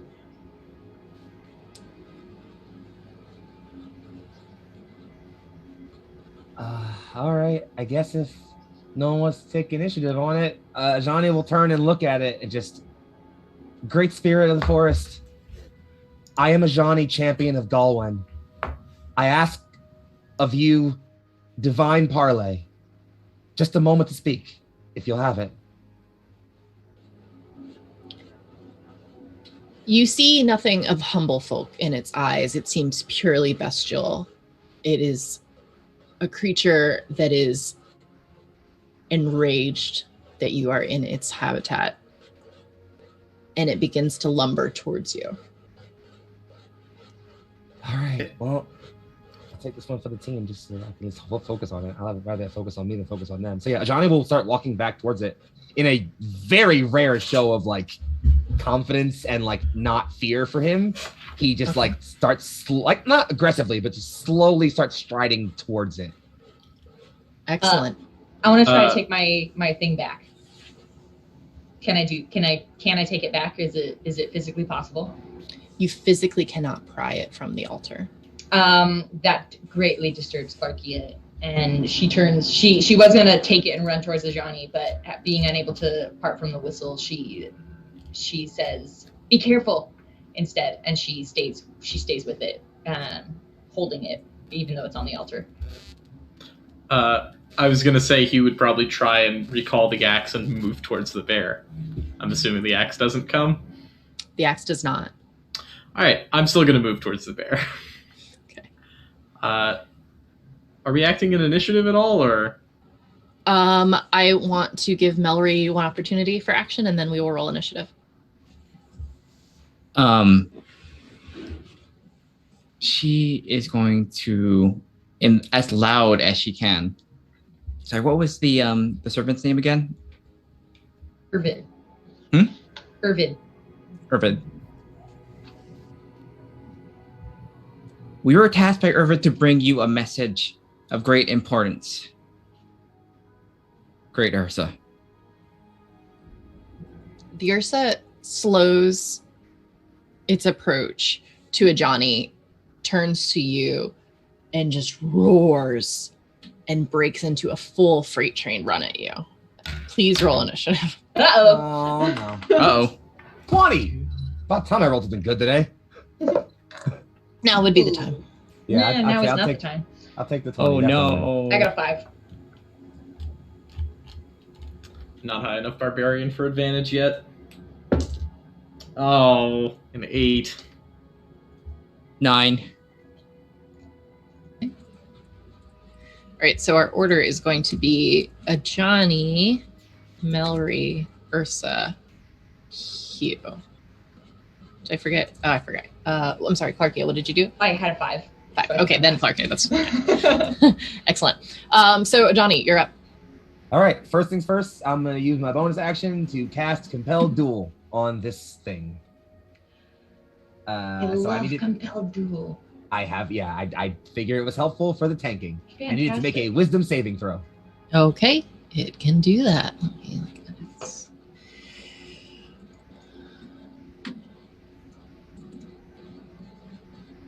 All right, that would be a 14. Oh, meets it, beats it.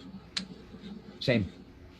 That's fine. I'm gonna. I guess at this point it's aggressive. So yeah, Johnny would hit it at this point. He'd come up to it and like try to just like give it a nice solid swing with his warhammer. All right. I'm gonna do that thing I just said. Hit +5. That is a 19 + 5 is a 24 to hit. That hits very much. All right. So then here comes. This thing is big, and it had been approaching you and then turned, so you've got its broadside. Cool. So then I'm gonna swing at it. I guess since I have at least another spell slot or two, I'll go ahead and blow 1 for smite because I want to see if I can hurt it real good. So I'm gonna go ahead and do that. Yeah, let's do that. I should know how much smite does, I feel like, and I don't. But I'm gonna pretend I know what it does. So here's the first for 2d6. That's a 10 total. And I think smite's like another d6 or something like that. D6 or d8. I'm gonna assume it's a d6 because I don't feel like figuring it out. I think it's a d6. Cool. So then it's 14 total damage. Okay. Takes 14 damage. It doesn't... You slow its momentum somewhat for Melry, but it is focused on Melry. But you do notice that as soon as you hit it, from the place of impact, it looks like there's almost a ripple effect across its body of maybe some fur is growing in. Strange. Yeah, Johnny has no idea what's going on with that one. He's just Rapidly like, growing okay, fur. cool. If we hit it more, maybe it'll grow more fur. Is that the end of your turn? That's all I got. All right, Melry, you're up. She look this giant bear is like barreling toward. It's focused on her, correct? It is. It's like, Ursa, we just wanted to speak. We just wanted to leave a caca. And then she just like she splits into like just on like instinct. She like splits into 2 other like versions of Melry. So she's just cast mirror image on herself. I love that. Excellent. All right. That's just that is it for That's for full Melry. turn. Okay. Mhm. Ursa has seemingly minimal to no intelligence behind its eyes, and is in such a rage of confusion that it is going to barrel towards, let's say, let me know. Are you on the right or the left? Are you on the right or the, like, Oh, the real I am on the right. Okay. I'm going to flip a coin. Heads is right. Okay. Ursa continues barreling forwards, makes a split-second decision, and takes a claw attack at your mirror image. Okay. Built. And roars in frustration.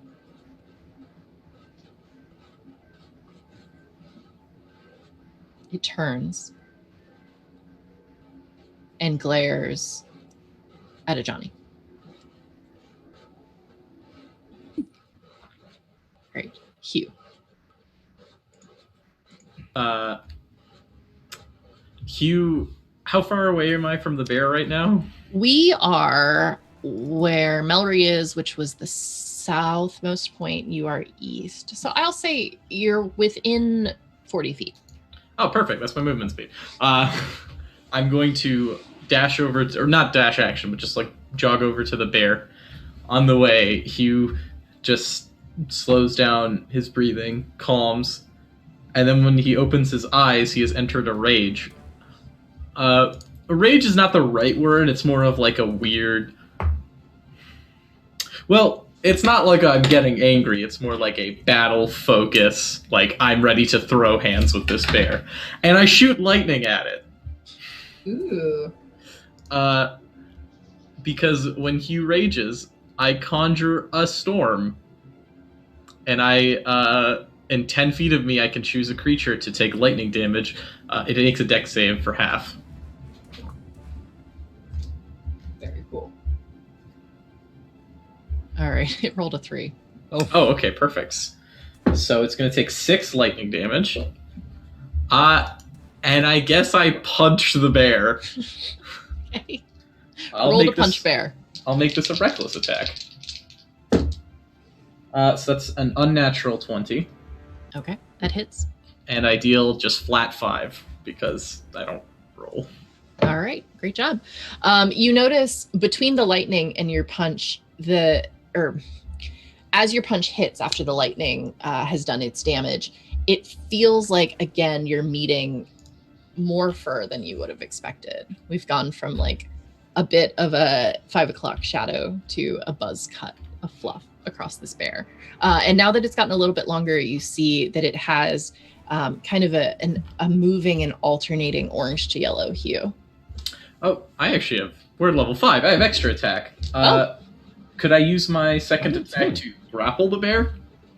Sure, you could try. Right. This is going to be interesting. Athletics versus athletics. Or I guess I could choose acrobatics. I rolled a 24. Oh, let's go. Oh, wow. All right. Very nice. The bear's grappled.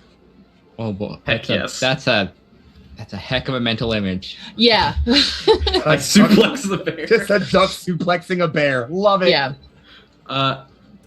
That is my turn. Okay. As you grapple the bear, take 2 points of fire damage.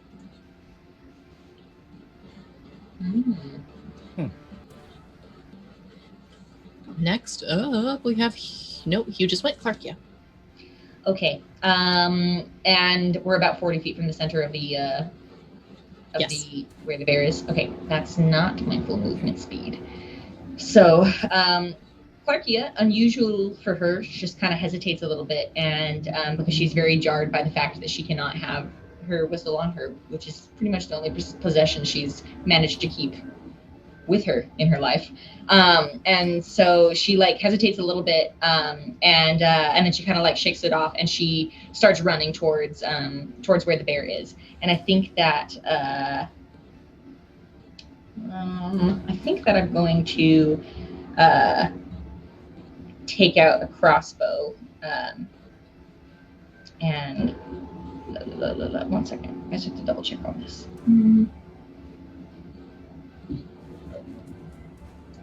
Weapon attack. Great. Okay. So I'm going to first then, as I pull out my crossbow, I'm going to cast Ensnaring Strike on it, and which is a bonus action, and I'm going to fire the crossbow at the bear. As I get, I'm going to run up 30 feet, so I think I'm only like 10 feet away from it at this point. But she's going to do an Ensnaring Strike, and hopefully that will land. Ooh, yeah, that's a 19 plus 5, 24. 24 for the crossbow. Hits. Great. That'll do, oh no, I rolled a 1 on my d8, so that'll do 3 piercing damage in total. But it does have Ensnaring Strike, which means that as soon as the arrow hits, a mass of thorny vines appears, and they appear and start to like grow and like like ropes, and try to tie the bear down so that it can't move. Okay. It needs to succeed on a strength saving throw or be restrained by the vines. I will say that because it is also already grappled by Hugh, you have no problem restraining it. Great. Doubly. Yes, it works. Do you feel like the vines are impacting Hugh at all, or are the vines sort of restraining both of them together? A writhing mass of thorny vines appears at the point of impact. And so if he's on him and I shot him, the vines come out. So potentially, I think that would be up to you. I don't know. I don't think that she was thinking about it. She was just like, stop it from hurting the others. Hugh, what's your dex? 14. All right. I do have advantage on dex saves if that matters. Sure. You know what? I rolled much lower than that. So we'll say that you managed to kind of, as you grapple it, you see these vines coming in and you sort of shift your arm wings around so that it just feels like you've got a little package wrapped up. And by little package, I mean giant bear. Yeah. Excellent. All right. Top of the queue, we have a Johnny. Also, Right. Oh, sorry. just a real quick. While the vines are on it, they're thorny vines, and so it'll take a d6 at the start of each of its turns. Okay. Does it take one this time or does it start next time? No, it starts on the bear's turn. On Got it. Ursa's turn. Got it. For up to 1 minute while I'm concentrating on it. All right. Well, it can't move, but I would still prefer it be focusing on me. So I guess I could do. Actually, you know what? No, I'll hold the spell slot. I'm gonna go hit it real hard. Okay. And I'm gonna blow a second level spell slot on Smite this time. All right. So here comes the swing. That's an 18 plus 5. Okay. And it's grappled. Cool. Yep. So I can crit fish if I need to. I dropped the dice, obviously. That's not a crit. It's okay. So here comes 2d6 damage plus 2d8 from Smite, because I now know Smite does d8 rather than d6. Oh, cool. I rolled back damage. So that's 12 damage. Plus I need another d8 from here. Here's 1d8 for 4, another d8 for 3. So that's 7 plus 12 is that number of damage. 19. Excellent. And because I'm a 5th level paladin, I also have 2 attacks. So I'm going to try to hit it again, I guess. That is a 12 plus 5, which is a 17. Does that hit? Yes. Sweet. Don't smite this time, so just 2d6 for 10 more damage. Okay. So you take 2 massive swings with your Warhammer in casting Smite, and you, upon the second impact, the entire Ursa's body sort of ruptures, not into fur, but into flame. And it looks like it's breathing very heavily. And it is looking directly at you with pure rage. Well, that was the plan anyway. So yeah, he'll just kind of spin the Warhammer and just ready himself, you know? All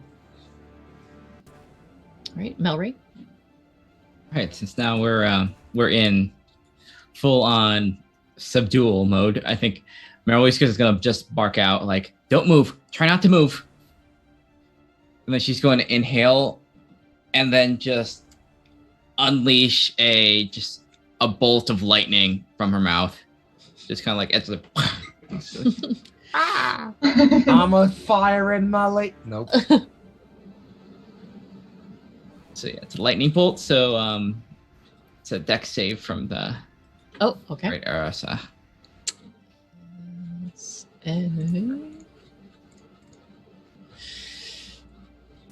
14. Did not make it. All right, that is What is it? That is 8 d6s. Okay. Let's have all the d6s go.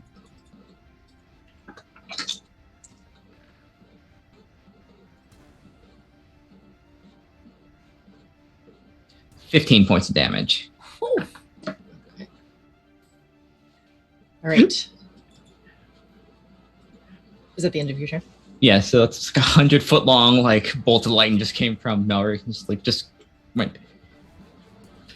You see the flames almost like they're absorbing the lightning, growing larger and larger. And despite the strength of the flame, it looks like the Ursa has suffered a tremendous amount of damage. And instead of turning into this large, powerful, flaming bear, it now kind of seems like the flames are starting to eat away at it. Like the bear underneath is starting to be burned and cave into the flame, until as it folds in on itself, all that really remains is a giant mass of fire. The vines that were grappling it burn away. Hugh, I will give you the opportunity to let go of this giant flaming ball. Oh no! If you would Yeah. like to. I feel like after it gets wrapped by vines and then like slammed and then lights on fire, Hugh's like, I'm dropping it. Excellent. I will say that you On take fire. another 2 points of fire damage before you release it. And you step back, and it kind of just seems to be a roaring fire. What manner of magic is this? Clarkia turns back. She backs away from the fire. I don't think she turns her back on the fire, but she backs away and tries to run back to her altar to check her item. When you arrive, you are able to lift your whistle. She clutches it to her chest for a moment before she like shoves it back in her pocket and then looks back and says, "What is this? This is not how this was supposed to go. We were supposed to send a message. What is this? What does this mean?" And you can tell she's frustrated and put out and very much put out by what she's just seen. I think we're about to receive a message. Johnny, as you say that, you hear from beneath the flame, the thick ice makes a sharp noise. And you see a wedge start to widen beneath it. Oh my. That's concerning. We should move. Yeah, I think Johnny would try to run like he would tell the others, like try to like almost like move them first, but as soon as they're moving, he would run back to his altar. Excellent.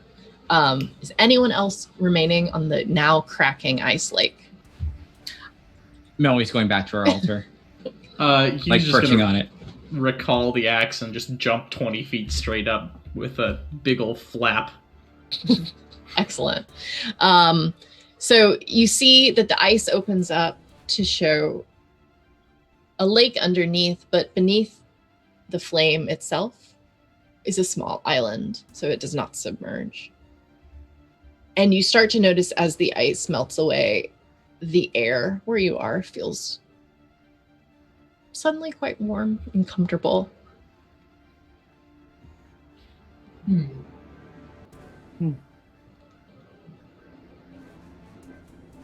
you suppose this was some kind of test?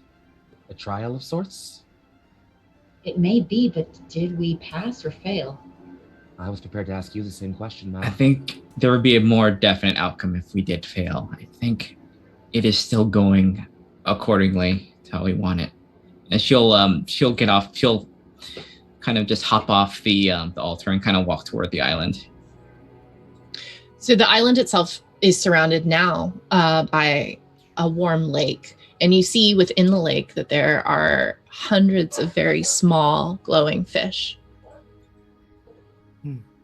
They seem to just sort of be swirling around the island itself.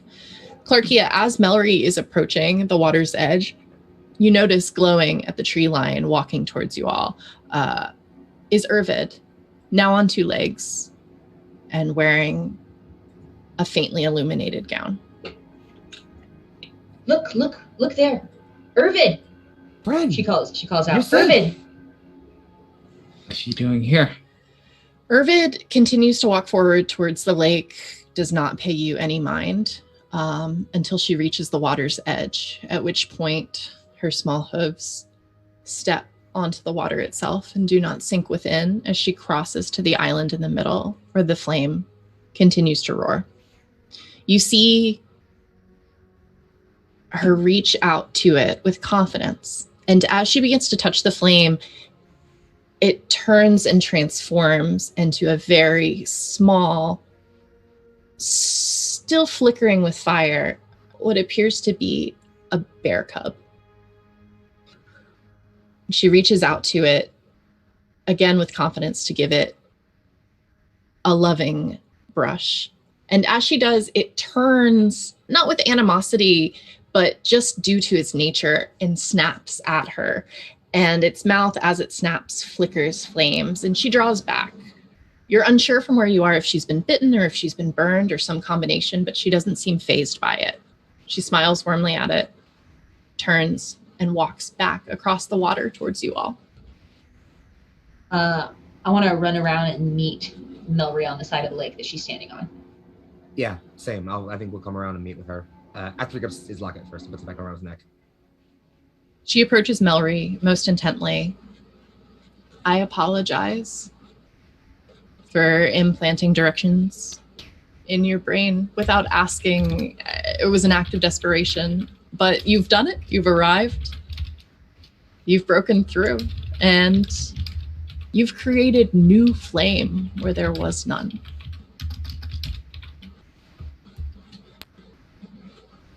What? And are you telling us that's a good thing?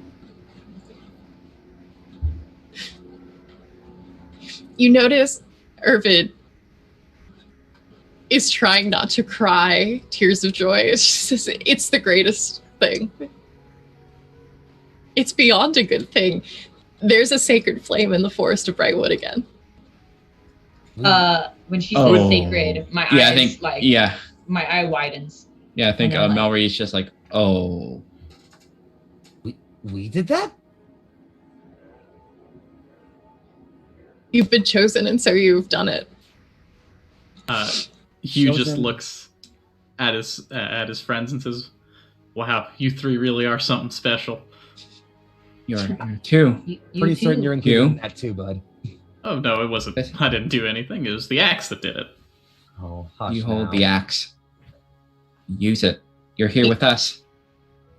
Each of you has done it through sacrifice, through newly kindled friendship, and through a demonstration of strength. You've created a sacred flame. It is weak. It is very weak, but it will grow. It will grow, and it will bring us back. It will bring Brightwood back to what it once was. Once you've destroyed the flame that was stolen from us, now the false flame. Oh. The stories that. say a human stole the flame. School. The magic school? Yes. There can't be two flames. They compete. They pull magic from one another. What you've created here is beautiful. It is a great thing. It is a beginning, but it will create chaos if we don't put it to right. Like the false flame did. And Galman has given me my first great quest. And great companions to take it with. The things that you have sacrificed, they're yours again. They will aid each of you in ways that they had not before.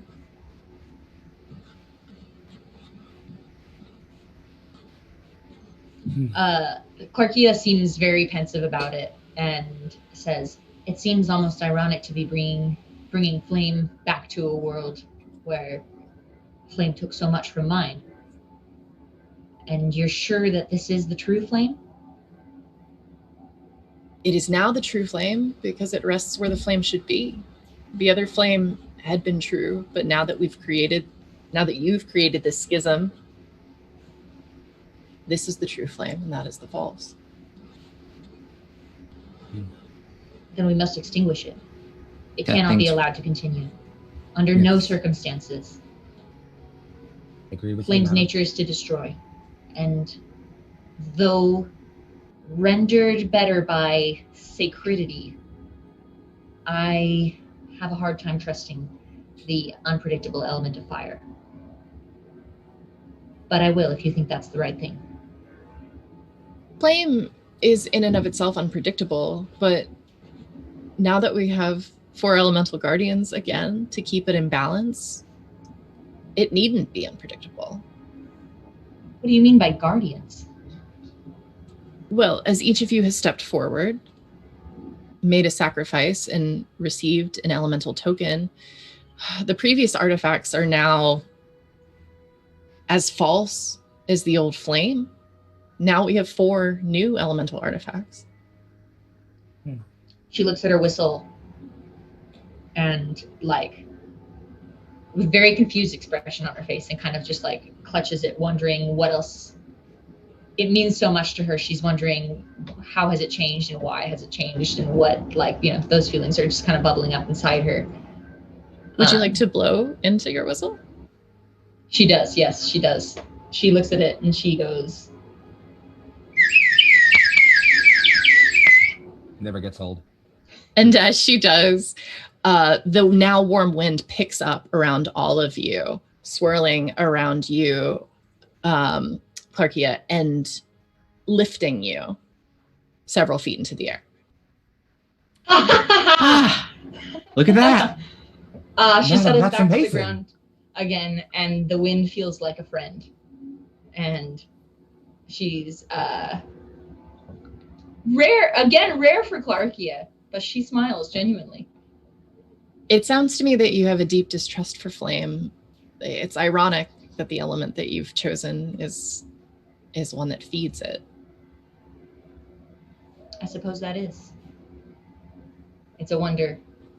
I suppose I'll have to figure out why that is on my journey.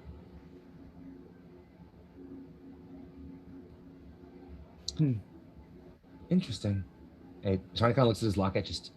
I was considering maybe getting rid of this someday soon, but if it holds some importance now, I suppose I have to figure out what that is.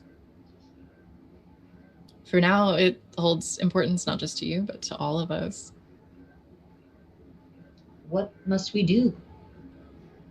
How do we extinguish the false flame?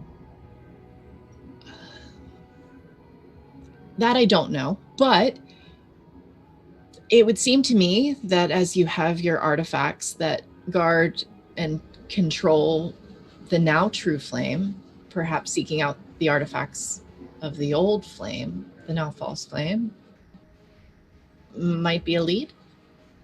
The fan, the spade, the trident, and there's one more I'm missing. I'm sorry. The staff. The staff, yes. I suppose if there's any other lead to follow, it's that, yes? And we do know that they're all in the school. That's all we know, though, and that the flame rests in their great heart. Well, then we know where to go then. Indeed. What we must do. Set things right. This seems like a dangerous journey, but something's making me excited about it. I would not want this journey to be undertaken with any more true compatriots. You all are dedicated fighters and good people. I knew I'd get in there one way or another. Excited. And do this, all of you. Are you feeling Hugh? Hugh is just at this point looking at the axe and thinking of all the implications of this. I didn't expect for any of this to happen. I had like one job to do, but I mean, if it's for the good of everyone, I can't say no, can I? Every mortal plays their part in fate, friend. Galwin You're a teaches us guardian this. now. You can say no, but we would prefer that you didn't. I mean, like my mama said, always help out folks who need it. But also, my mama said, don't get yourself involved with weird strangers and let things happen to you. I don't know what to do. I'm just going to follow everyone. Johnny will offer him a very, very warm smile and just, but Hugh, we're not strangers, right? We're friends. That's good enough for me. And it's good enough for me. Excellent. And on that note, I will bring our first session to a close. Thank you all very much. Hooray! Exciting. I love this. How fun. And thank you all for joining us for this incredibly wholesome introduction to our characters and our tale. I am personally a huge fan of bestowing inspiration points to one another for roleplay. So I would love it if each of you could give a point to a fellow player for a scene that you really appreciated. I guess I'll go first. God, this is so hard. But if I have to give it to one, I think my immediate goes to I have to give it to Clarkia just for like just having that really dope competition with the bandits and like the drawing of swords being like, nah, we're not taking your shit. Like I very much enjoyed that moment. It was very fun. Thanks. I would like to pass mine to Mallory for the mirror image spell. Very, very exciting. I like that very much. I wasn't expecting it, and I could just imagine it. I could just see it in my head, her popping into three separate corvids, and I think that would have been exciting to see. Great visual. I'll give it to Hugh. I love the just that whole conversation at the end is like just being like, I'm just here to do one thing. The humbleness. I love Hugh so much. He's simple folk. He's great. I love him. We need someone to keep us grounded. I definitely he's the wood. He's the wood. I was gonna be like, is he ground, earth? I always get earth and wood mixed up. I think I'm gonna have to give mine to a Johnny though for that. Well, first of all, the clutch smites in combat, which were lower than what they should have been, and also just for like doing all the damage, but also like being able to protect people by like stopping the bear with the magic and stuff. And for being the sweetest of us all so far. Stop it. You guys are all great. Come on. Excellent. You are all wonderful. I would also love to invite all of you to level up before the next game, as you are now guardians. Yeah. So obviously you should be buffer than you were before. Yeah. And we'll all talk a little bit about what those special items are going to be able to do now. Yeah. And that's it for tonight's game. So I hope if you enjoyed it, you'll tune in next Wednesday. I am Avalon. I can be found everywhere at @A_cat_attack. I am one half of Femsplain Podcast. I'm a TTRPG writer. I stream sometimes on Twitch, and I love it if you follow me. Thank you. I'm gonna pass it to Foxy. What's up? It's Foxy, aka Big Foxy, aka your favorite Fox. You can find me on Twitter at Big Foxy, BIG_FOXXII. If you want to see me on the internet, my streaming career is primarily over on Neon Lights Roleplay. I do all kinds of mad stuff over there. Particularly, this is my streaming week. So if you hang out for me this Saturday and Sunday, I will be GMing back to back for Seven Sons and In His Divine Name. In His Divine Name has 2 sessions left before end of campaign. So be around for that, and lots of other nonsense happening over there. And that's usually what I can do. So I'm going to pass it over to Lynn. Hey, I'm Lynn, Flying Cirrus, pretty much everywhere, Twitter, Twitch, and Instagram, where I have my art. And for this week, I'll be on Wandering DMs for our Scion game, where I play just a sweet Kitsune godling. And on Sundays, I do Gundam model kit builds, and it was nice and relaxing. Unless I get the instructions wrong, then it becomes a weird little puzzle. So I've been Kelly. My name is Kelly Kells PokeKells, at PokeKells on most socials. And you can also check out my art on etsy.com/redskilldesign, which is adventure and often D&D or game themed, jewelry, accessories, and little tiny terrariums, minis. Enjoy that as much as I enjoyed being here tonight. Thanks. And I'm Milan, also known as Mallard Man on the internet. That is my Twitch channel. My Twitter is that +4 pesky little numbers 0, 5, 2, and 3. Someone else had the account already. And I stream over on my Twitch channel, which you can catch me Tuesdays for the #1 esports gaming team ever, the Dub Club. Shout out to AJ and D, who are not in the chat right now because they're both busy today. But the three of us are we have unbeatable record. We have 0 losses in our history. You don't have to check the VOD because I just told you. So why would you bother checking? Well, I mean, why would you go on the internet and lie? Honestly, who does that? Exactly. Other than that, just follow me on my Twitter for other things that I'm in, such as the Phoenix by Night podcast, a VTM Chronicle, run by the Beholder to No One host, Nikki. And that's all the projects I'm in currently. Maybe I'll have something else to announce in a few weeks. We'll find out. Always exciting. Thank you so much, can I Avalon, for announce? being our DM tonight. Yeah, you're Wonderful amazing. job. Honestly, Absolutely. Thank you so much. Oh, so great. oh, You are very welcome, and a huge thank you to Anita behind the scenes for making this smooth as butter. I had a lovely time. If you enjoyed yourself, please follow and support the heck out of all of our players. We are going to bounce this over to Stella Luna. We're going to raid Stella Luna. Stick around and raid Stella Luna, and then stick around long enough to support them. It's important. That's it for me. I'm ready to go out. Good night. Thank Bye. you, guys.